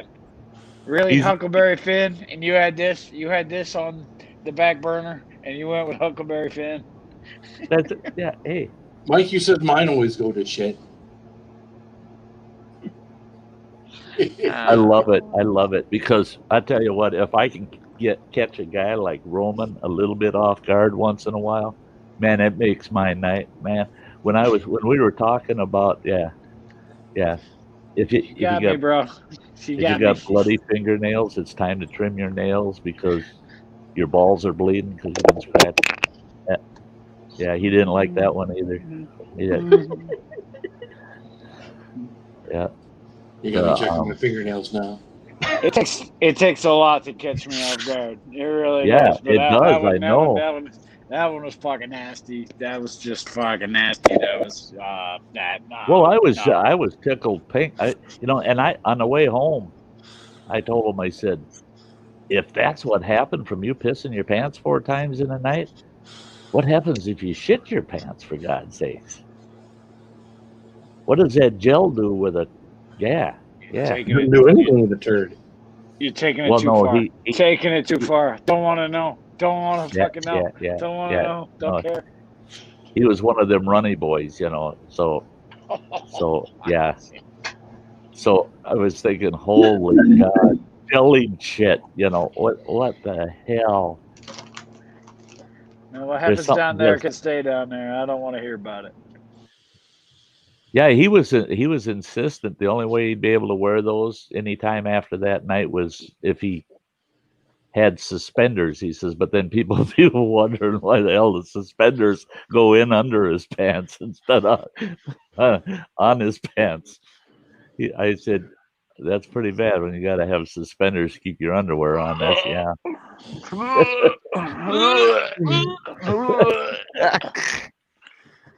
Bring that sucker out, put it out on the clothesline. You use it again tomorrow. You didn't take a dump in it.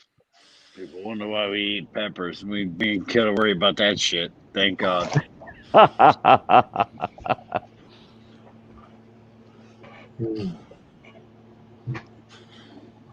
The Gross, dude. You freaking disgusted me. It's just like sick. Ah! it's I tell everybody, you know, everybody's got a tale. Real life. I mean, life will just throw you. I mean, some parts of life will just get you laughing your ass off. Other parts will make you puke. Yeah. Some will leave you confused for days and days. Yeah. And it's just all real life, you know. It's just the way it is. Yeah. So many people in the world just don't want to say it, you know. They Well, just that's the thing is people don't want to deal with shit, and it's like, I mean, just be real. Just be real. I mean, we all yeah. have to deal with the same stuff. I mean, every one of us has shit our pants at least one time in our life. Even the Queen. Don't lie. Don't lie. Don't lie. Don't lie. Every one of us Right. has Even the Queen. has had an accident where we trusted a fart that we shouldn't have trusted. And yeah, I mean, Well, there's a like, difference between that and fucking shitting your pants. well, yeah, just like being happy about If it, it and like grinning if it and doesn't smiling at your friend. if it doesn't make it to your underwear, it doesn't count. Well, yeah, true. Yeah. You know, if your ass is big enough that you can just have it squeeze in the crack, then yeah. I've But had to then jump in the shower. that's the guy that peels off half of a roll of ass wipe to try to clean up his crack too. And I've starts jumped. yelling. Yeah. Mike's got he's got Well, the you super, use it like a he's beach got the towel, right? super ass wipe. Yeah. That's it. I tell you what, I swear to God, what when I saw them, you know, those towel holders that in like in gas Yeah. stations and stores that where you pull it down and you got fresh clean towel and you pull it down again and it rolls back up into the machine. Those things were never clean. No, because it's just one sheet. It just keeps going around and around and around and around and around. You just don't know it. It's kind of it's got a dryer in there that Well, dries it out before you it get it can again. only go around one time, and then they have No. to It's change one it. sheet. It's one sheet on one big wheel. It just Not the keeps ones going I've around seen. and That's around. disgusting. Yeah. Oh my God. And you know what? I was in a truck stop, and this guy come out of the crapper, and he's walking real carefully. I go, "You okay?" And he goes, "I will be." And he goes into the next stall, and he comes out of. I could hear him bang, bang, bang, and he tore that ass wipe holder apart. And he comes out with a roll of ass wipe, goes back into the stall he was in, and he comes out and he says, "There was no ass wipe in there," and he says, "It was too late." He says, "And I had to have some," and he said, "It was real tricky walking out here to get that without messing my drawers up." What the heck is And it?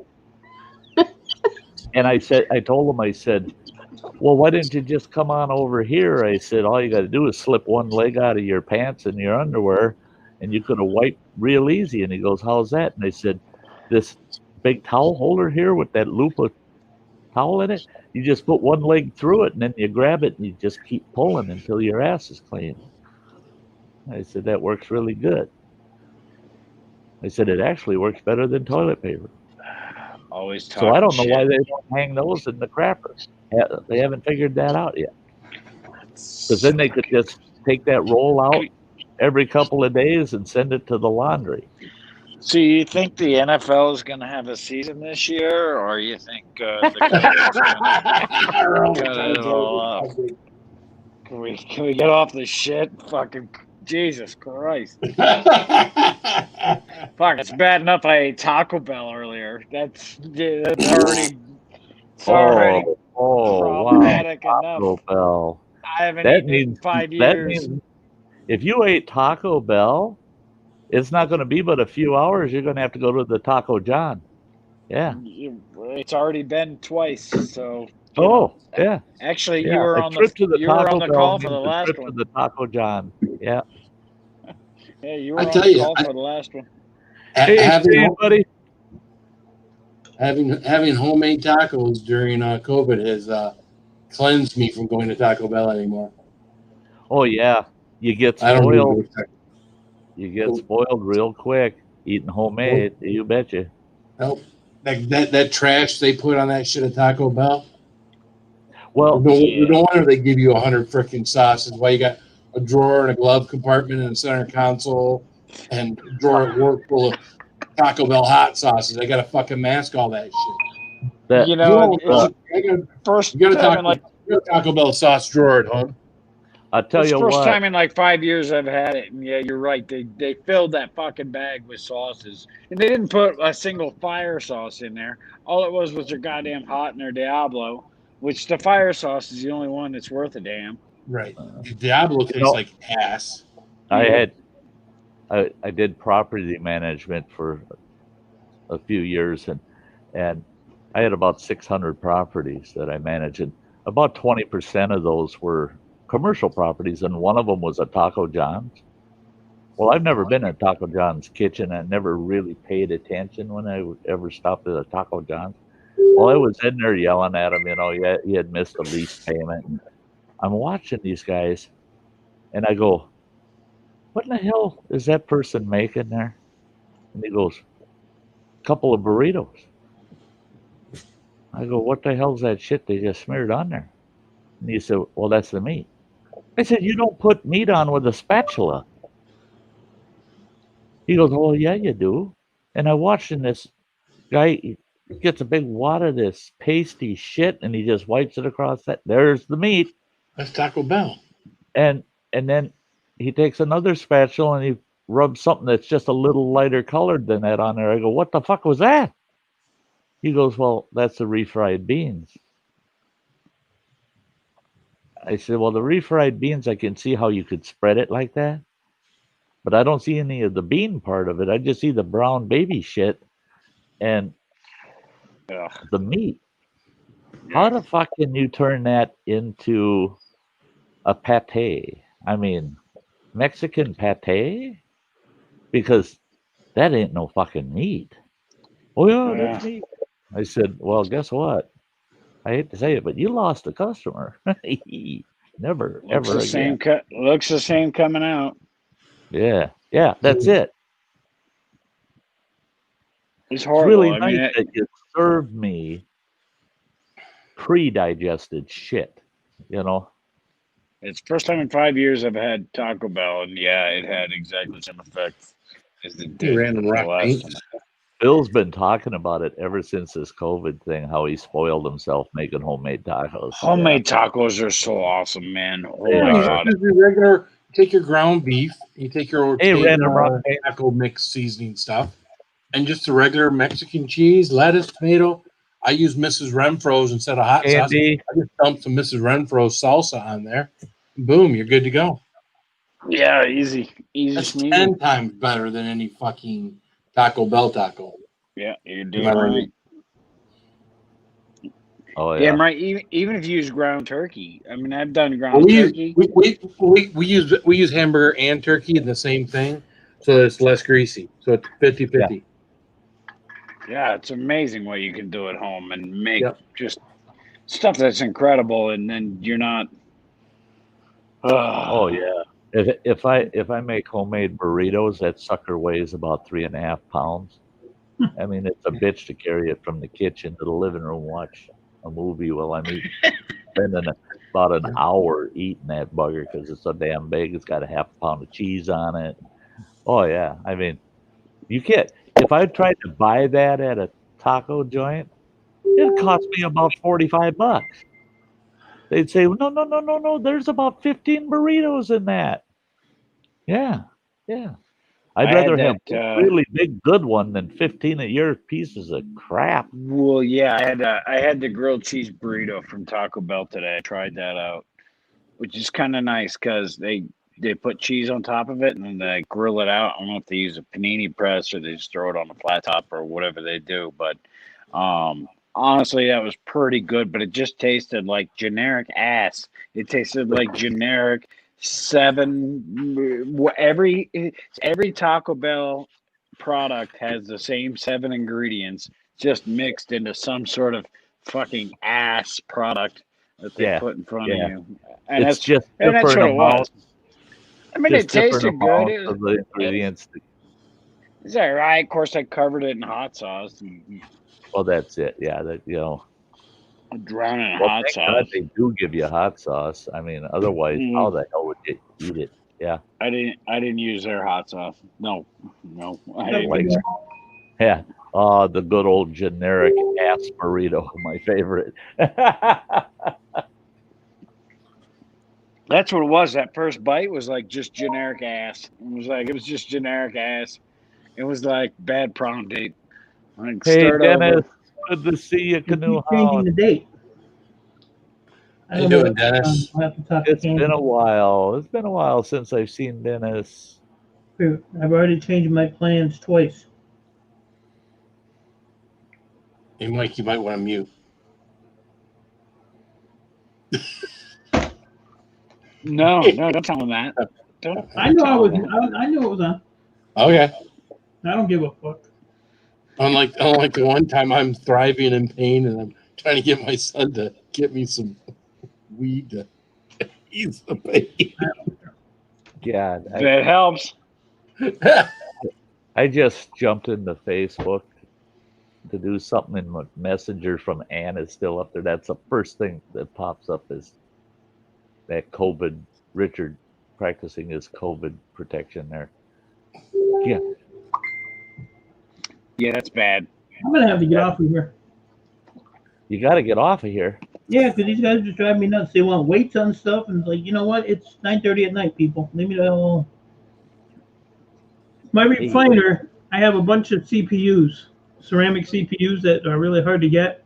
Uh-huh. Well, you have to separate them because they're all different kinds. Oh, okay.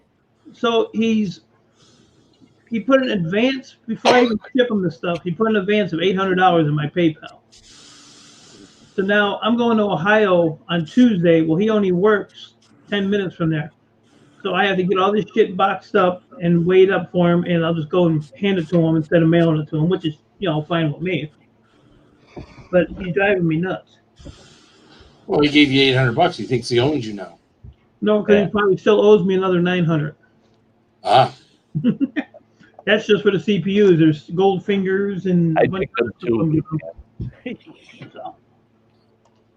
No, he's a good guy. He's real trustworthy. I've sent him almost $2,000 worth of stuff with not a penny sent to me, and he sorts it all out and sends me my money. I don't have no problem with him. That's cool. Because I have his freaking address. I'll go down there. He works for an aerospace company. So, yeah. Oh, wow. I don't think he wants me to go down there and race hell. I hit a big lick on Friday, so I'm trying to get everything sorted out. So I want to go to Ohio on Tuesday and then go back next week with some more stuff. Yeah, I sent him the link to Ann. Yeah. I just saw it. Every time I hear gold fingers, I instantly But I bought a feeling. 55-gallon drum, 3/4 full of mixed CPUs. Took me 5.5 hours to sort it all out.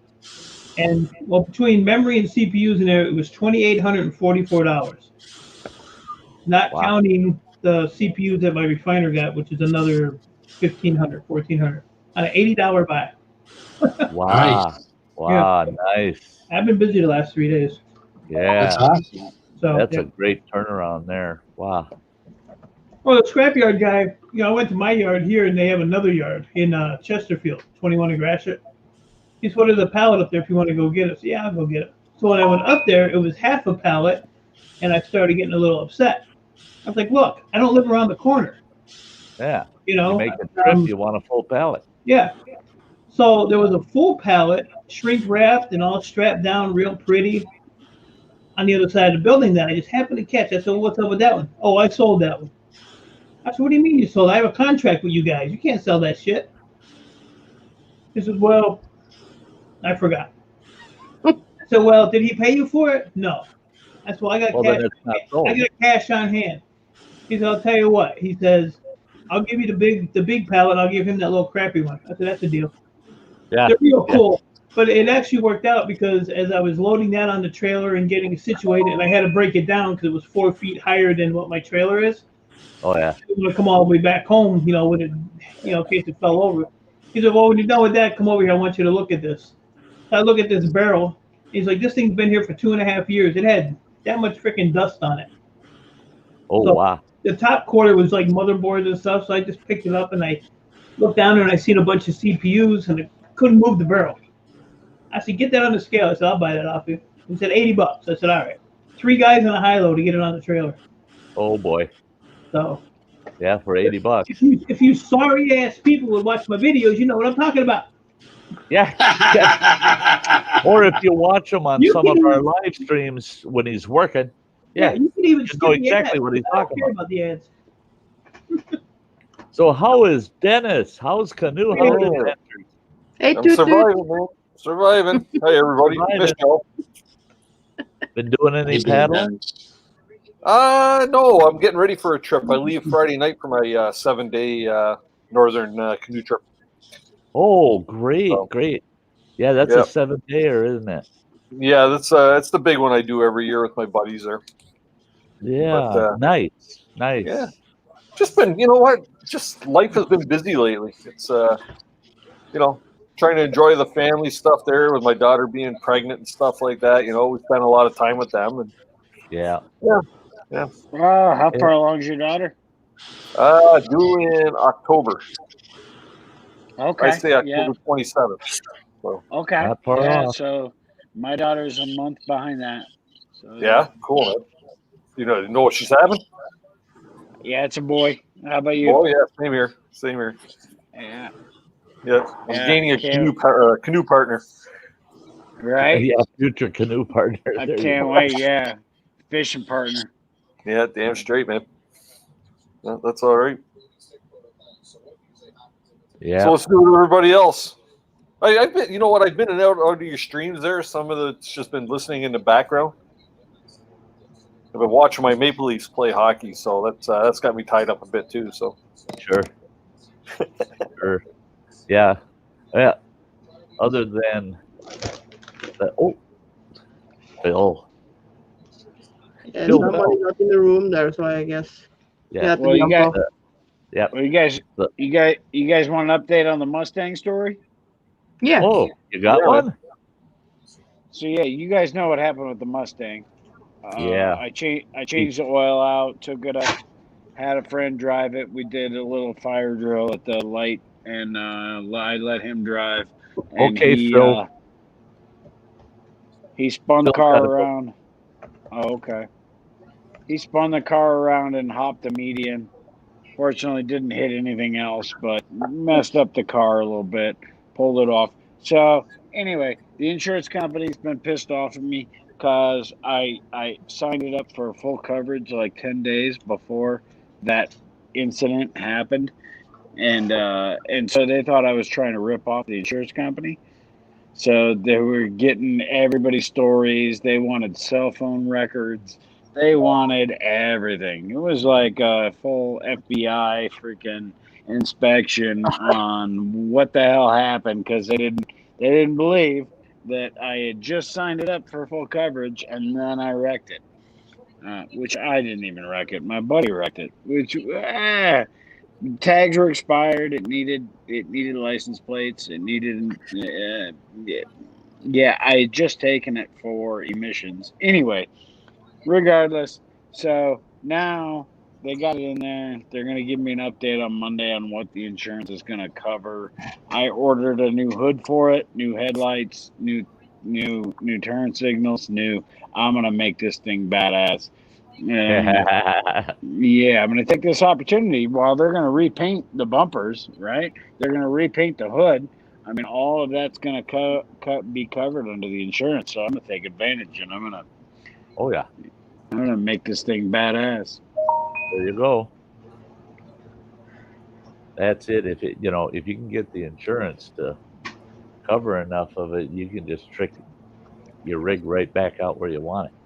Anything in your life that, man, you feel like you're taking a kick in the nuts, you're taking a step back, you gotta look for the silver lining, and you gotta Yeah. figure out how to make it better. It's always an opportunity for upgrade, man. Always. That's it. Unless it's your personal health. Other than that, man, always. Yep.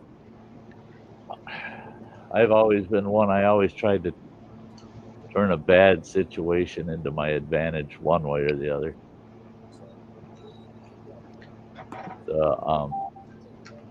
It's it's a lot of folks, they just go, well, I gotta eat it, take the loss. I'm one where no. I might do without for a while, but god damn it, I'm getting what I like back. You gotta get it back.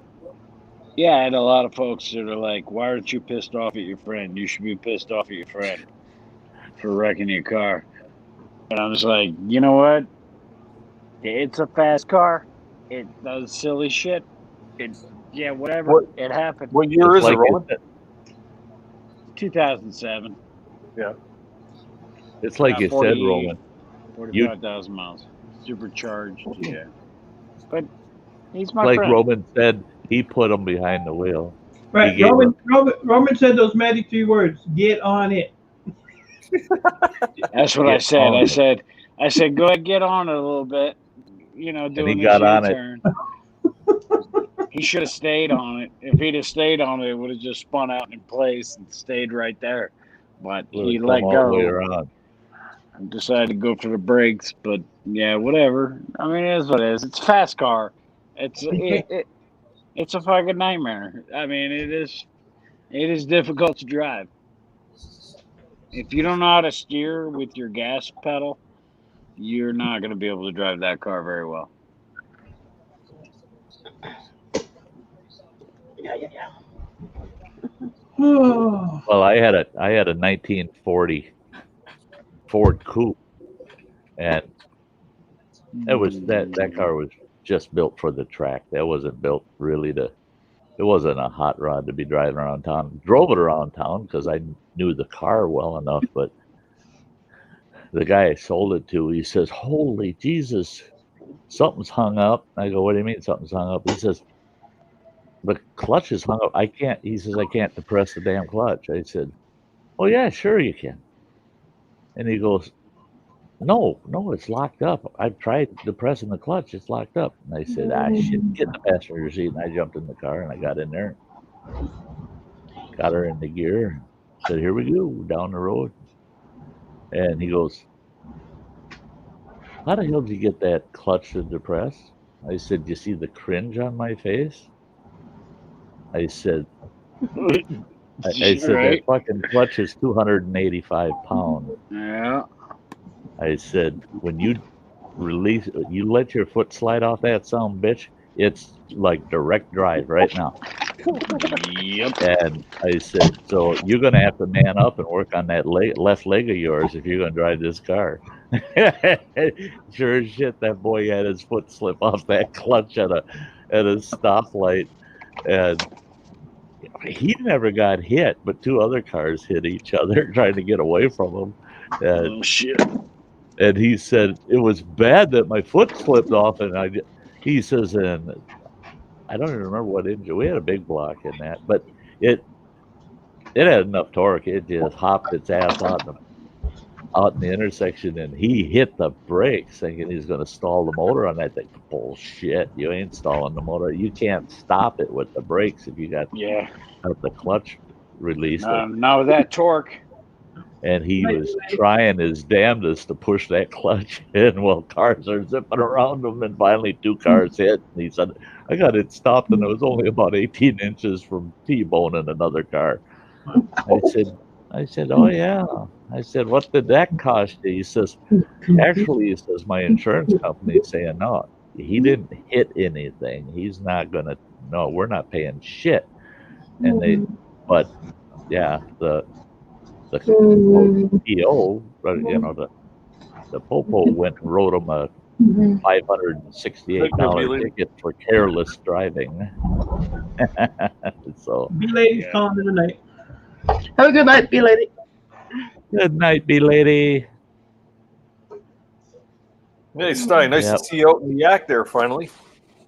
Oh God, that first trip out in the yak, I was out there for a little over 2 hours, and I backed in and said, well, I'm going to run up and have a cup of coffee. And actually, at the end of that video, I didn't run up. I paddled back out for another hour, and then I came back and went up and chased the shade. And so I got a good 3 hours that first day out in it, and oh, damn, it felt good to be out paddling. And I got 3 days of paddling while I was out there, but I didn't film.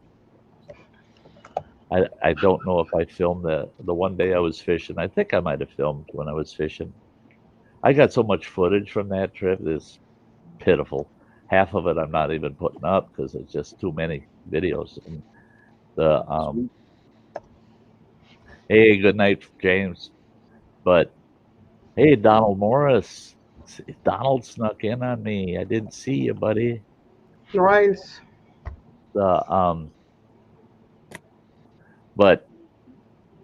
But yeah, there's nothing like being. And Ann was, I think, the first one that said, "What? No fishing? You know, you weren't fishing." And everybody else, "Why weren't you fishing?" I just wanted to get out there and just paddle for a few hours. And the lake was in just the best conditions for paddling. That's so much fun. No wind to worry about. There was a nice stiff breeze, but nothing that affected your paddling. You never felt you were paddling into the wind at all. And yeah, it was too easy to just enjoy it, you know. Nice. Hey, got me a new toy for the canoe trip. You did. Oh, yeah, the GoPro. Is it an 8? Yeah, I got the 8. You got the 8? Yeah. Yeah, they're starting to drop in price now. So yeah. It's kind of nice. I had fun with Adventures in the Heartland when they spent 2 nights and 2.5 days with me at Black Lake. And John had just gotten a GoPro 8, literally brand new. He opened it the day they headed out on their trip, and he hadn't used it till he got in camp with me. And he was so excited, and I told him, yeah, you got to get that voice activated. You know, set up on voice command so you can tell it to start recording, take photos, blah, blah, blah. So I walked him through how to do it. And he didn't quite understand it at first, and I said, watch. And I turned it on, and I said, just so it recognizes you, you just say, GoPro, turn off. And I go, GoPro, turn off. It shuts off. And I handed it to him. I said, now tell it to record. And he goes, GoPro, record. And I said, no, say start recording. He goes, GoPro, start recording. And it goes, beep, beep, beep. And it starts recording. And I go, now say GoPro, turn off. Or GoPro, stop recording. And it goes, beep, beep, beep. And he goes, I didn't say it. I said, oops, it heard me. For the next 2 days, he'd sit there and he's yelling at his GoPro, GoPro, start recording, start recording. And I go, GoPro, start recording. And his would go, beep, beep, and start recording. He was so pissed off because it listened to me. It wouldn't listen to him. It was so funny. It was so funny. And he said, I had nothing but damn trouble with that, fight with it. He says, when we finally got home, they lived down in Indiana. When he finally got home, he says, he says, pull the battery out of it, let it sit for a day. he says, totally rebooted it, had to reformat everything. And he says, now it listens to me. I said, that's until you come to camp again. We'll see. I'll get that bugger. And he never showed it, but him and his wife, Jan, they went down to the beach to swim. And I was out paddling. I come into camp and they're gone. His GoPro's there. I grabbed his GoPro and I go, GoPro, start recording. And I'm going, hi, John. Hi, Jan. I said, your GoPro really likes me. And I'm just rubbing it in. I'm recording it. Then I put it back where I found it. They didn't find that recording till they got back home to Indiana a week later. Oh, shit. They're going, that goddamn Sty recorded himself on our camera. I said, yeah, well, it liked me. Your camera really liked me. Yeah. Yeah, metal music. His coffee, third coffee from a 2-cup Pyrex glass measuring cup. He's using a Pyrex measuring cup for his coffee cup tonight. Well, Sty, I hate to do this, but I'm gonna have to go. Hey, buddy, hate to see you go, but when you gotta go, you gotta go. That old guy with the gel diaper, just ask him. When you gotta go, you gotta I'm go. gonna send this to Roman when I'm done with it. That's good. Yeah, At least send him I my know way. you're Here, Mike, if that's not enough for you, Mike, grab a few of There these. you go. Oh, I got hell. a couple bucks to do somewhere. Send him my Oh, way. hell. Mike, I gotta go do crap. comfortable. Here, take a pack of these. Oh, shit, the green What? screens. What am I looking at? Those are those wipes. Flushable wipes. I get a kick out of that. That thing's Flushable empty. wipes. It's empty. And I tell you what, they scream and holler at everybody. Don't flush them damn things. They screw up down at the plant. You know, they're screwing the waste plant up. But here you go. They're No, real you know soft what I on the do? bum, man. Here's what you do if you shit your pants. You let Yes. it dry. You know, go about your day, leave it in there, let it dry. Some will fall down your leg. You know, they won't all be in there. And then when it dries, you take your drawers off, you flip them inside out, put them back on. Now, the roughness of the seam of your jeans will rub all that crust off eventually. So that you can put them the right way again. But yeah, and then you just flip them. You just keep it, do that, and then every 2 or 3 weeks, you just throw them in the washer and wash them. Mikey, Unless you're there's a big hole war in them. But Mikey, hey, you're a dirty motherfucker. Knock it off. hey, that's Gross. pretty ingenious. But before Mike goes, I got to tell you, when I was growing up, there was 4 of us kids, and I was the littlest one. There was my sister, the oldest one, then my brother, then my sister, then me. And my grandfather one day, it was funny because my brothers, he said, "Come on, kids, we're going." And my brother says, "Wait a minute." He says, "I got to go change my underwear." My grandfather says, "You 4 are pretty lucky." He says, "There was 4 in my family," and there wasn't. He didn't lie to us. He says, "There was 4 in my family when we were growing up." And he says, "In my pop," he says, "every Tuesday morning we got to change our underwear." And we're going, "You only got to change your underwear on Tuesday mornings?" And he goes, "Yeah." He'd line all 4 of us up and say, "Now you change with her, and she's going to change with him." There you go. Oh, yeah. You got the grandma. That's what Bingo! I got Roman again. Yeah, you did. You got me. You got me. You got Doggone me it. good. That's fucking Shit, disgusting. this week dude. I got stuck with a sister's underwear again. No. one No. size fits all. No. Just no. I lost. Yeah, it. one size fits all. Right. Oh, I'll tell you what, yeah, my oldest sister was a big girl. If I got her underwear, holy Jesus. Yeah, my brother was a Holy big boy Jesus. too. I could Well, rubber totally bands at the ankle and a Oh. pair of suspenders. I didn't even have to wear jeans. Yeah, Well, you'd have a pair of drawers and a blanket, all in one. there you go. There you go. If you guys want to hear a good underwear story, you go back in the Sty stories. No, And I've got a Sty Stop. story No, called no. Beware the Underwear Plague. No. It's titled Beware the Underwear Plague. You should go back and watch that one. You want to hear about about underwear. You gotta watch out for the underwear plague. He's hyperventilating. Look at him. Yeah, he's having a hell of a time. He's gonna He's need thinking that fucking Sty with his underwear shit. I don't want to hear it. All right, folks, I'm out of here.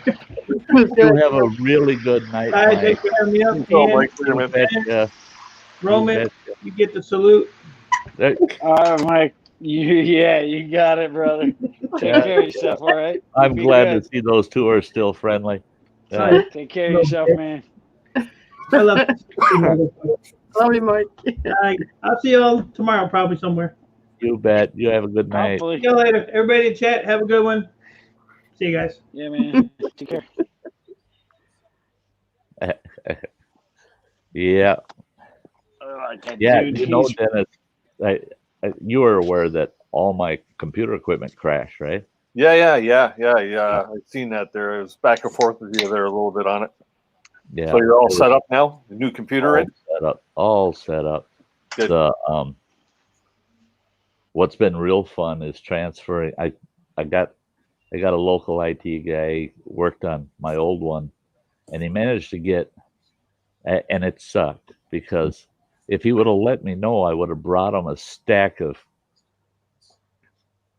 2 terabyte external drives and told him put all that shit on those drives for me. But what he did was he had another drive, same size as the original one out of the old machine, and he was able to shadow everything onto that drive. Okay. And he said, yeah, there were drive errors, and he says the drive was given out, and he said you would have never fixed it at home. He says it wasn't a software problem, it was a hardware problem. But he shadowed everything. He managed to get it to run enough to shadow everything onto a new drive. He dropped it in my machine, and I said, well, what do I owe you for the drive? He goes, well, no, we got it out of the spare parts bin. And I know he's lying. He's a VP of the company, so I know he was lying. He just went and took it off the shelf. He says that ought to last you for a while. He says, well, Good stuff. and he says, but he says that machine, he says, it's not that good a quality machine. You got a good quality machine now. He says, so he says, use this old machine. He says, just for editing and your, fun machine kind of thing, shit you lose, you don't care kind of thing. And he said, just put your YouTube channel stuff on the new machine. Don't put anything else on there. So okay. So yeah, it all worked out. It all worked out good. And yeah, I've got an SSD in this new machine. The only problem is it's only 120 gig. I should have had at least a 250 in it. But for the programs I run for YouTube, You get by. 120 is just big enough. It handles all the programs I need for doing editing and things on YouTube. So, and that's what the SSDs are shit for data storage, because you couldn't afford to buy enough SSD space to store data on. It's right now, it's just not even reasonable. Now, shit, if I was 1 million followers and had 50,000 channel members, yeah, then I'd say, yeah, I'd buy the largest SSDs I can get and stack the shit out of them. But no, the SSDs really, ideally, it's for all your operating systems and programs, because then all your program, like Filmora, it used to be it'd take you a half hour to render a video. If it's a long video, it takes forever for it to render.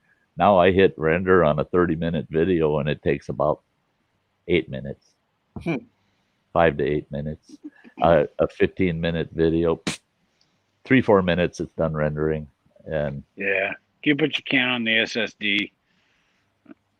I mean, I use external USB drives for my big storage. So if I need like 4 terabytes, I need to take backups, that type of stuff. yeah, I've got three 2 terabytes and a 5 terabyte. So I got 11 terabyte external.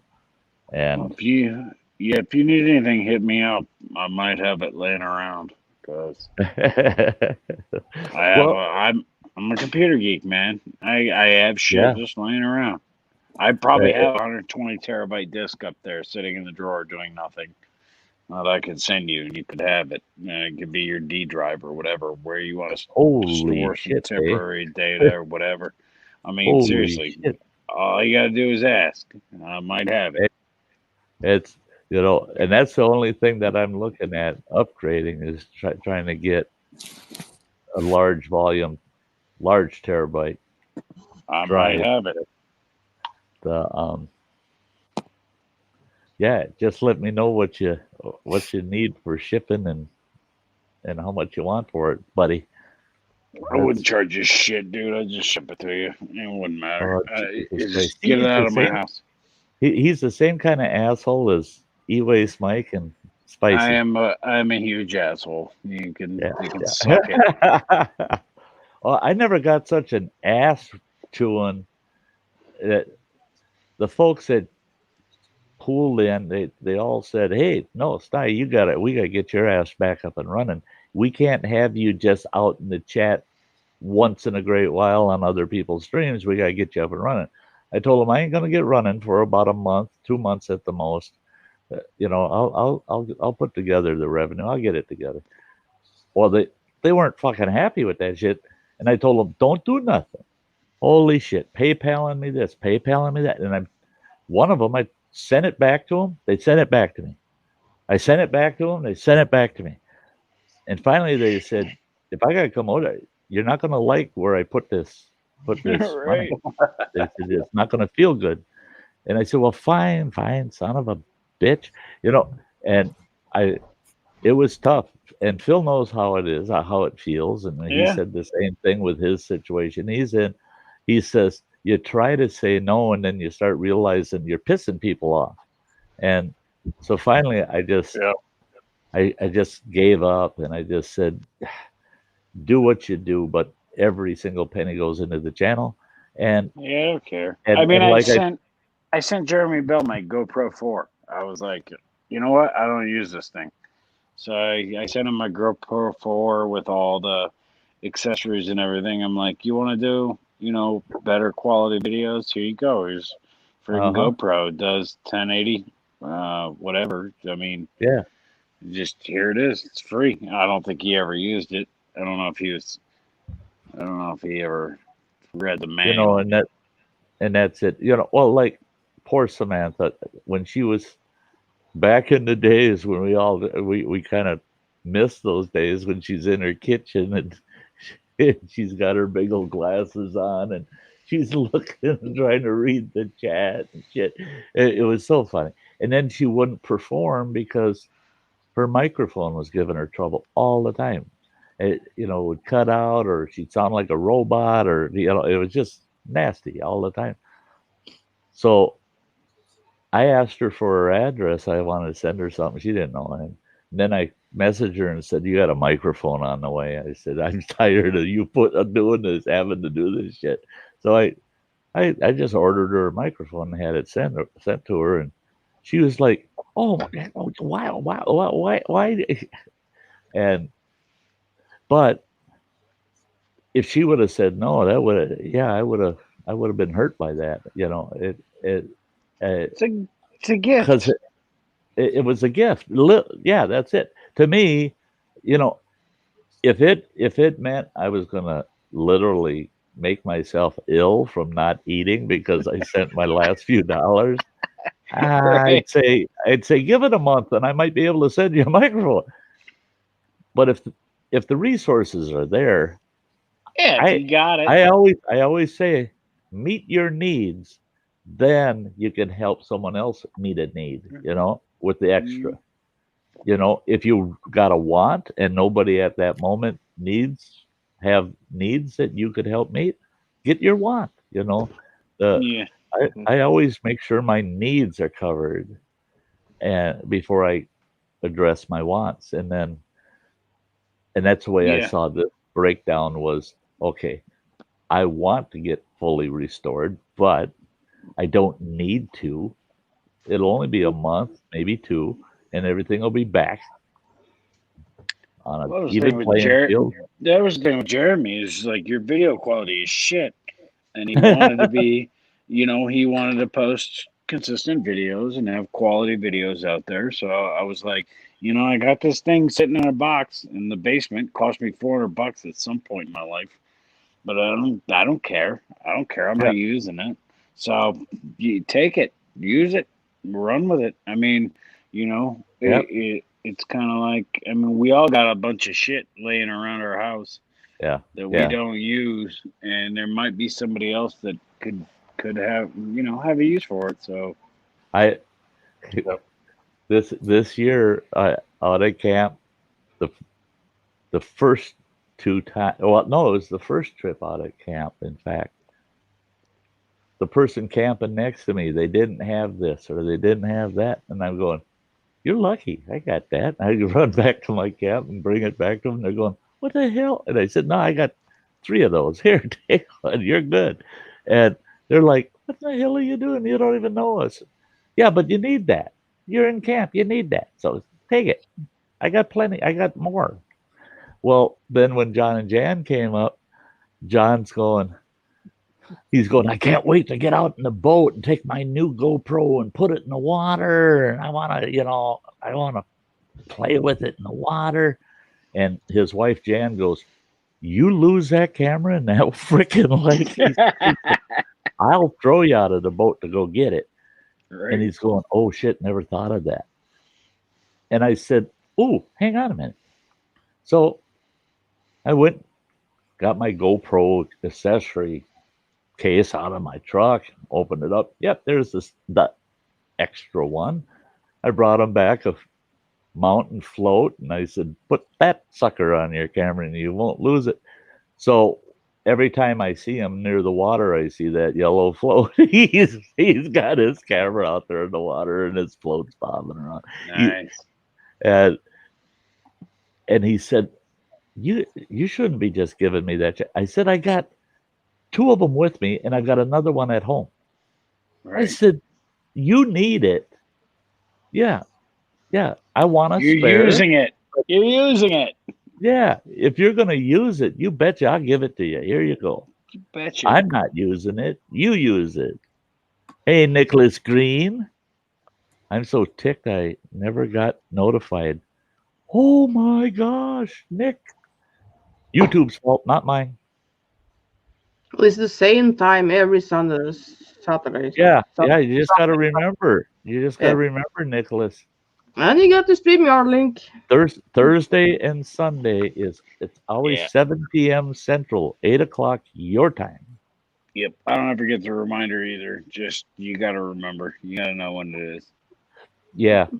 And then you got guys like Phil that surprised the shit out of you. Like today when he go, all of a sudden I see that post and it's one of the few times I'm sitting where I can see the notification, and I clicked on it and he was actually going live. He hadn't yet. Usually I get his notification when he's doing an odd one that I'm not aware of.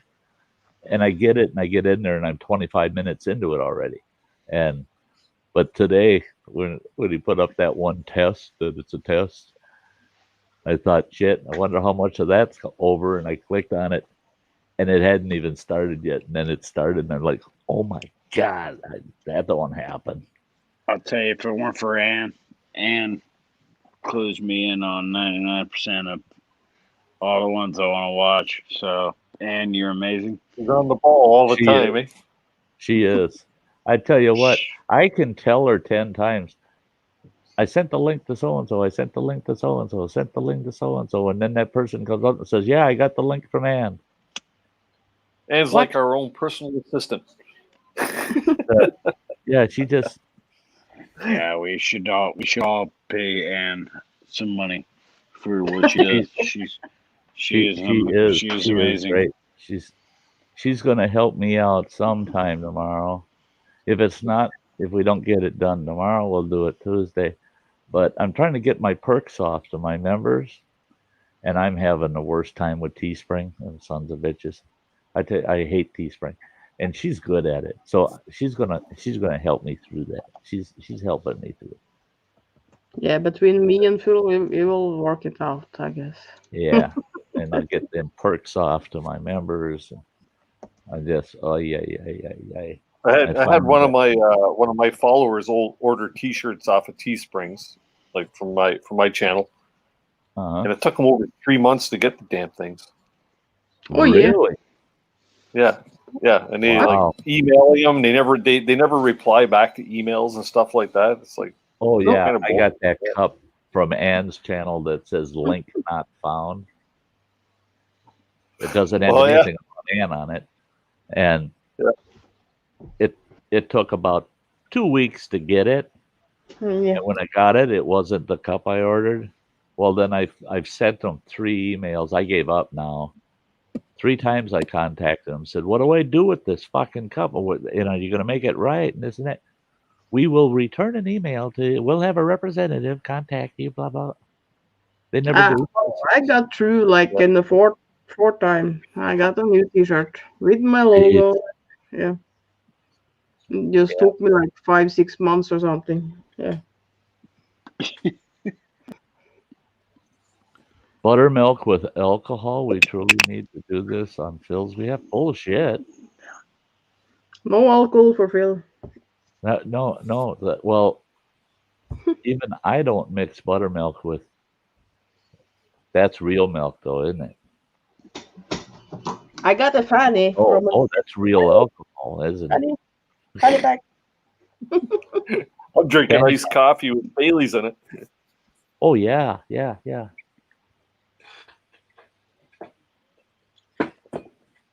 most people have seen that. I got my coffee creamer too. There you go. I just buy it. All you need is a straw now or a funnel, right? That's I don't know how you guys drink at your age. It's just ridiculous. I can't. The best part of waking up is trying to put yourself to sleep. I don't get it. I'm not a drinker. Not a drinker. No, not at all. Don't understand it at all. Roman doesn't drink. Nope, never drank it. Yeah. Roman, you make me think of my uncle. He drank a lot of beer every day of the week. I mean, he's a beer drinker. That's period. That's his part of his life. He was just a beer drinker, and he used to always tell my mother, and we'd all laugh because she'd just get mad at him. And he would say, "Betty, I only have 1 beer a day." He says it might be cut into a lot of little portions, but he says it's only 1 beer a day. He says because as I'm finishing this portion, the next portion is being opened to follow that part of it. He says that it's just 1 continuous beer. He said, so don't be yelling at me. It's only 1 beer a day. Come on. I mean, it could be. I mean, people that do like whiskey all day and they're drinking like a half a pint of friggin' whiskey every night and that type of thing. That's to me, beer is kind of like, it's mostly water. Well, yeah, and the thing is you can I know it's that way with me. Is I can drink beer through a whole day, and I know where to temper it. Where I stay on an even keel all the way up, and then later in the evening, I want to put a good buzz on, and I just speed up the time between them. And it's so much easier to control than it is with the hard liquor. The hard liquor, man, you don't get to drink much often to just keep a nice level buzz and then get really buzzed up later. It don't work that way. You just start out at that mellow buzz and it the liquor you just get messed up and like you forget like your name, where you came from, and for how to take care of the people you care for. No, just I stick with the beer. Beer. My loved ones appreciate me more. Mm-hmm. I hope. Thinking of others, at least trying. Yeah. You hope. Yeah. Yeah, when I do goofy things that were a little off color, and people would say, "Yeah, and what's your wife and kids think of that? And I go, I really didn't ask, and I don't think I will. If they're not offering up what they think, I'm not going there. I'm not going to ask, That's because I actually a know if really I good ask, point. then I'm asking for it. Yeah. Yeah, that's actually a really good point. So how Yeah. does it affect everybody else around you? Yeah. And that is something you have to consider. Um, and I got a stepdaughter. She's 13. She's about to be 14. I got to think about her too. And she Oh, yeah. sees me all the time with a beer. All the time I got a beer. You see me at home? I got a beer in my hand. Yep. Is that good? Is that bad? What does that mean? It's probably bad. Yeah. See, arcade put up there. I am the liquor. Yeah. Yeah, liquor. You ever see Trailer Park Boys, Mr. Leahy? That's what he used to say all the time. I am the liquor. Yep. Yep. I love Trailer Park Boys. I love Yeah. that show. But I mean, seriously, if you keep it, to yourself, you keep it okay. I mean, I just stick to beer. I don't drink a lot of alcohol. I don't get hammered. I don't do stupid shit. I love women. I'm not a wife beater, even though I'm wearing a wife beater. Yeah. You may own the shirt, just don't have the personality for it. I had a wife beater. Man, no. Yeah, Anne might be a wife beater. If Yeah. Anne decided to switch teams, she might be a wife beater. Yeah. No, that's too boring. Anne's a hardcore bitch. She just hides it. She hides it. She hides it under her skin, but she's a hardcore bitch. Yeah, I almost said something not to get me in trouble, but fuck it. No, no, no. Badass, man. I love you, Anne. Yeah. Yeah. And we always try to keep it that way. Yeah. Yeah. Yeah. Oh yeah. Yeah. Poor So, Annie. Sty, you got any other plans? You going to be getting out camping again sometime soon? Yeah, I will be going out camping. Oh, geez, I'd have to take a look here. Actually got my schedule kind of handy. I'll probably be heading out camping the 24th, and it'll be at least a week. I'll know Nice. well before that, and I'll notify everybody, and then that Sty Story Sunday on the 23rd, then I'll have a good firm idea how long I'll be out, but it'll be 1 to 2 weeks, and I'm going back to Black Lake. And we're just going to spend a week or two at Black Lake and paddle the hell out of that lake and fish the hell out of it. That lake's got muskie in it. They're not big, really large muskie. You might get a 36-incher out of there if you're lucky. But most of them are going to be in about the 30-inch range. But I want to hit some muskies in there. Right now, this time of year is pretty good at the one end of the lake. So, Did you hear about the muskie attack last week here in Ontario? no. A lady got attacked in the Manitoba River. She was standing in the water, and she got attacked by like a 50-some-odd-inch muskie. And it actually pulled her under the water. It took her by the back of the leg. Holy shit! Oh, really? That's nuts. I'll grab the link. It's on. They were interviewing her on Fishing Canada live stream, but yesterday I think. Yeah. Let's see if I can find. Pretty freaking amazing. Like talk about a rare occurrence. How long is it going very to take rare. for that to show Very up rare. on that? But Xvideos.com. but they had a 52-inch muskie down in the Chippewa flowage. Well, for folks that don't know, the Chippewa flowage, which is just about an hour and a half south of me, the Chippewa flowage is where the world's record muskie was caught. That was over. I can't remember the exact weight. It was 60 62 pounds, I think, 57.5 inches, largest muskie in the world. Well, they got that son of a bitch mounted, and it's in the Muskie Hall of Fame there.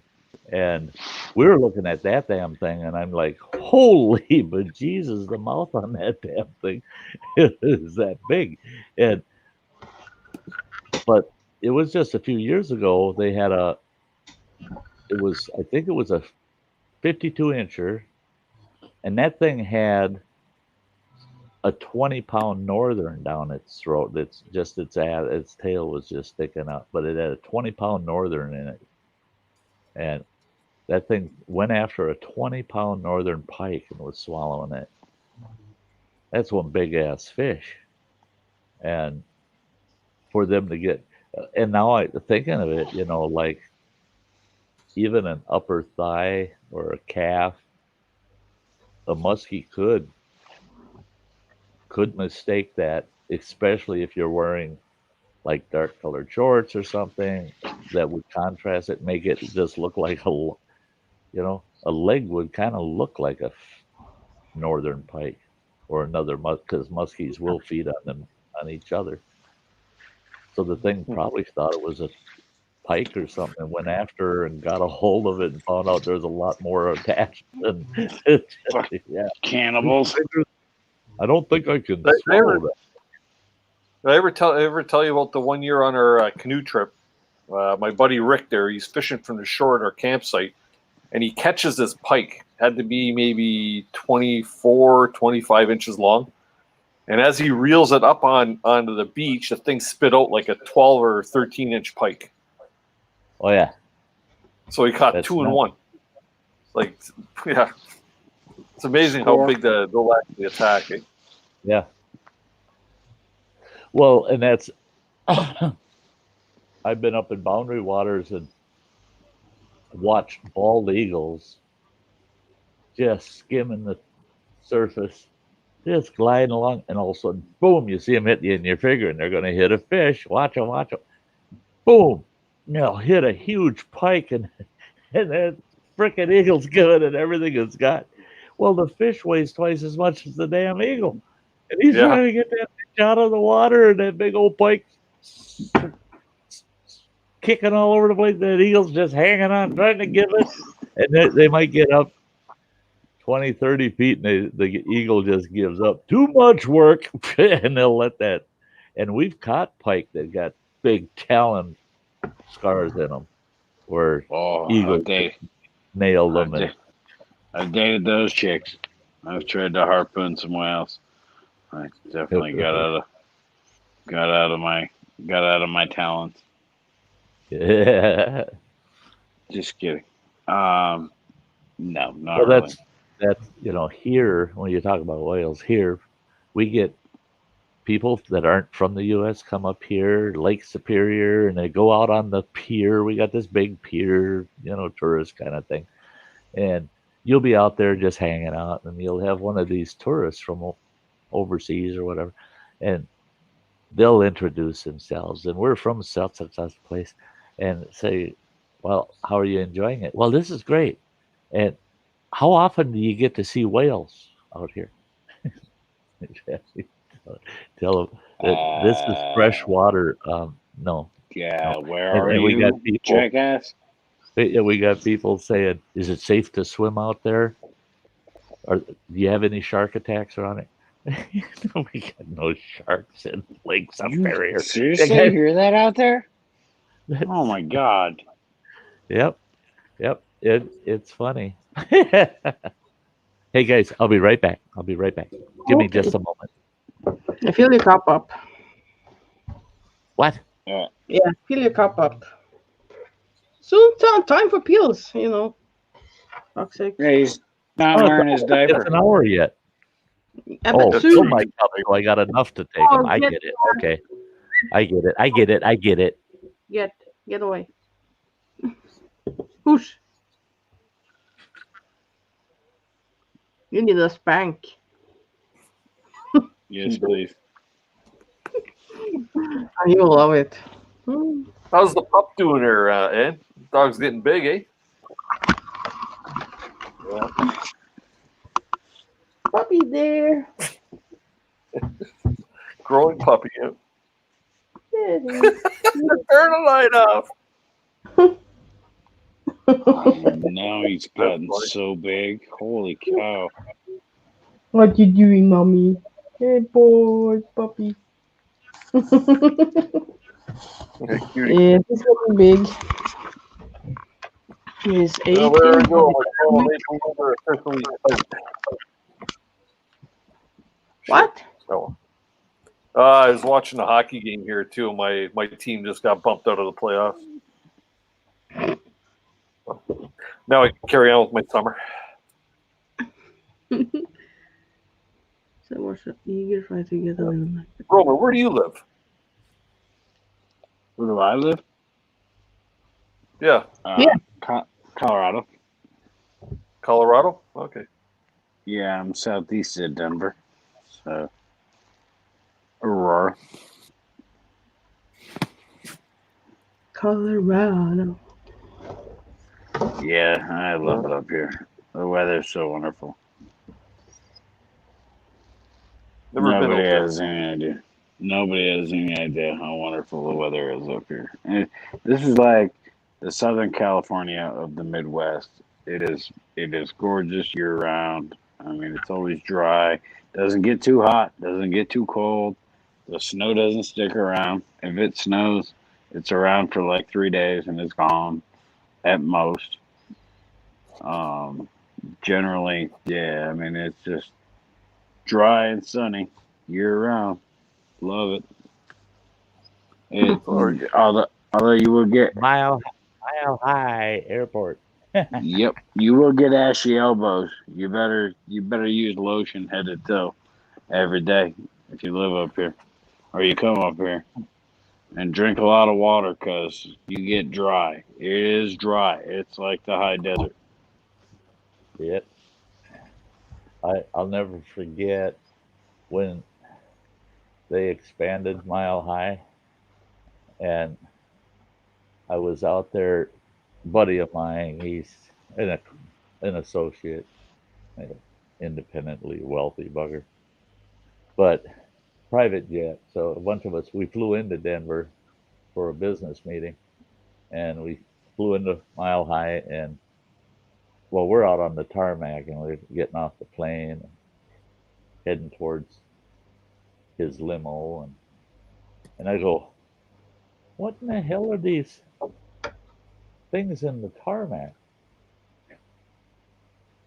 Those are grave markers, because part of Mile High was built over a cemetery, and they put the grave markers in the tarmac where all those graves were. They had it all plotted. Boy, that it was pretty cool. He was showing me how they mapped out the whole cemetery and everything. They didn't actually disturb the cemetery, except they removed the headstones, and then they hauled soil in and then put the tarmac over it. But they had a GPS right that, I mean, they had it gridded out. They knew exactly where every grave was, and I don't know what it's made out of, but it's a steel marker for every single grave that was there. And I thought, wow, that's freaky, man. Zombie apocalypse don't land at Mile High. No, not at least on that end of the tarmac. Don't do it. I think that whole airport is cursed, to be honest with you. I don't even like going there. Yeah, I didn't care for the airport. That was one of my least favorite airports to fly in and out of. Yeah, I mean it's convenient. I will say it's not the I mean it beats the hell out of like San Francisco. Jesus Christ. Right. I mean it's really easy as far as airports go. It's really not a bad airport, but I don't know. Just I don't know. Even I live here, and I get a bad feeling every time I go there. It's kind of like I don't even want to be in this airport. Yeah, this associate that I worked with, that's what he does, is builds airports, and he was involved in that. He is involved with the engineering side of putting Mile High together, and he. That's Well, all. did you know about the baggage system then? Do you know about the baggage system? Now I heard about the We spent, nightmares of the. we spent like $18 billion in taxpayer dollars on having these automated baggage systems that would, there were conveyor belts that would take the baggage to the planes automatically Yep, and go all around the entire airport. And that whole yep, thing fucking fell apart. It didn't work. They couldn't get it working within like 3 years. They spent like an extra $6 or $8 million of our taxpayer dollars on it. And yeah, it doesn't exist. It doesn't yeah. exist. It So doesn't. it literally cost us like 18 million. Yeah, they did a whole kind of investigative documentary on that baggage system, on all of the nightmares they went through trying to get that to work, and and then at the end of the day they went back to conventional baggage management, The end of and the day. everybody's like, ain't it wonderful? You buy this big beautiful machine and all you get to do is fucking look at it because it don't work. Yep. Oh yeah, Those are the best, aren't they? yeah. Yep. Thank you guys. Thanks for How wasting about all you, our my money. diamond rock paints? But it's Sty, not a I bad- gotta get going here. I got Yeah. some food on the dehydrator ready to go, so I gotta get it all packaged up. There you go. Or you There you Always. go. And if I don't talk to you before, you have a very I'll see you good this week. trip I'll see you this week. during the week. Thanks. Good, good. Are you I'll streaming see you at guys. all this week, Dennis? No, I'm probably gonna do an update stream when I get back. Oh, okay. Cool. Just to let everybody know what's going on with the show, and then Yeah, good. we'll carry on in September. Love the shirt. Love the shirt, man. Yeah. Glad you got her. Sorry, I didn't know that you were going to be here, pal. Or otherwise, I would have been wearing No a puppy. problem. Yeah, Yeah, and that's not Love it. from Love it. Teespring. They are available on Teespring, but it's not from Teespring. I actually had that made for you. So Yeah, that's a good one. That's a comfy shirt, by the way. Yeah. So yeah. All right. so I So think Sty and Roman, everybody in the chat, we'll catch you all later. Have a good Thanks. night, dude. let's see you, Dennis.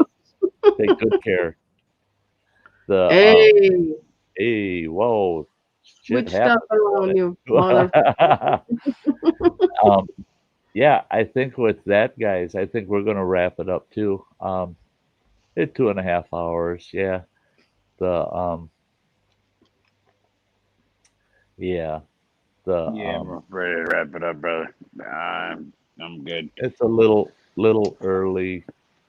Yeah, I what we tried to take a typically do, nap but- when you were telling the Huckleberry Finn story earlier. I tried to take a nap. I tried as hard as I could to fall asleep, but I couldn't. For some reason, something kept me up. But Yeah. Anticipation for the diaper story. That's all. well, I love you having me up here, man. I really appreciate it. Hey, Just so you know. we love having you, man. Yeah, you're great. Love it. Love it. Oh, love you, Roman. Yeah, you're great. And I'm I'll a tell you little what. retarded, but How Yeah. you doing? I think all you're you all. crap out Hey, there- John. Crap, it just missed you. Yeah, Oh yeah. I was putting. I mean, isn't that the way it always happens? It's good to see you, Jason. The John, yeah, just missed us. Oh, you're putting in a new hot water heater. That's a bitch. Yeah. Yeah. I'm glad I did. And by the way, I did watch your live stream when you went to get peaches. So just so you know, yeah, I was gonna type in there, "Good for you, peaches," but then I thought you might think I'm talking to you, John, instead of talking to your wife, Jan. Is that Adventures? I'm not gonna call Uh-huh. John Peaches. No way in hell. Yeah, you're an ass man, so why not? Yeah, of course. Yeah. So for as far as the channel here goes, the my next live's Thursday night around the campfire, and there'll be videos going up right up until Thursday. I still got a ton of videos from camp that got to go up. Tomorrow is the eating video where I eat Spice and Easy's Reaper Double X out at camp. Oh, I did not do anywhere as near as good as Phil, and I don't feel that I did as good as Fiona and Alan from Spice and Easy, but I did make it exactly to the halfway point of that whole pot, and then the piece after that, I started throwing little dabs of sour cream on it to finish that bowl's worth up. But I woke up in the middle of the night, hungrier than hell, and I didn't want to try to cook anything, and I didn't have a snack I want. So I thought, what the hell? It's so easy. I just heated up that Dutch oven, took the rest of it, and I put a bunch of sour cream in it, stirred it up, and I managed to eat it without it killing me. And so I ate the whole thing within about 8 hours, 6 to 8 hours. I ended up eating the whole thing anyway. But so what you might want to watch that video tomorrow. There's portions you might want to just kind of fast forward through. It's 45 minutes. It's 45 minutes long. It took me it took me 40 minutes of it is me suffering eating that shit. That's the best part. Yeah. So 40 minutes of it is really me suffering, but yeah, I hope you guys enjoy that. And yeah, a lot of yeah, and I didn't cuss bad in it. It's not for. That's no fun. Well, I would have cussed if I felt the need. I guarantee you.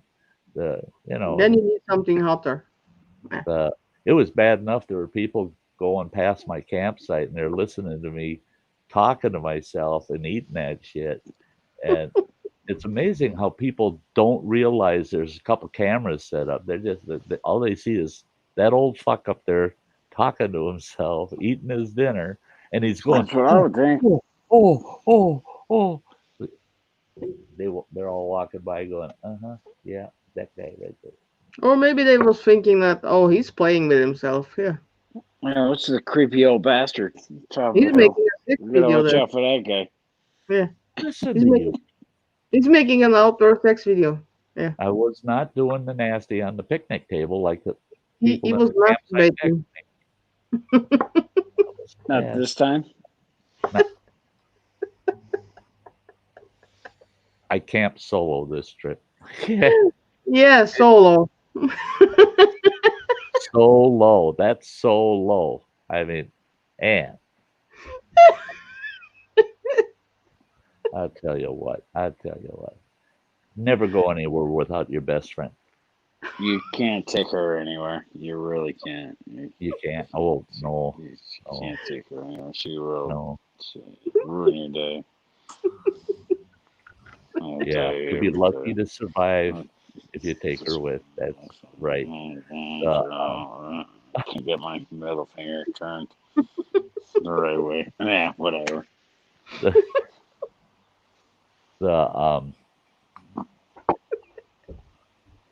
Yep. That was.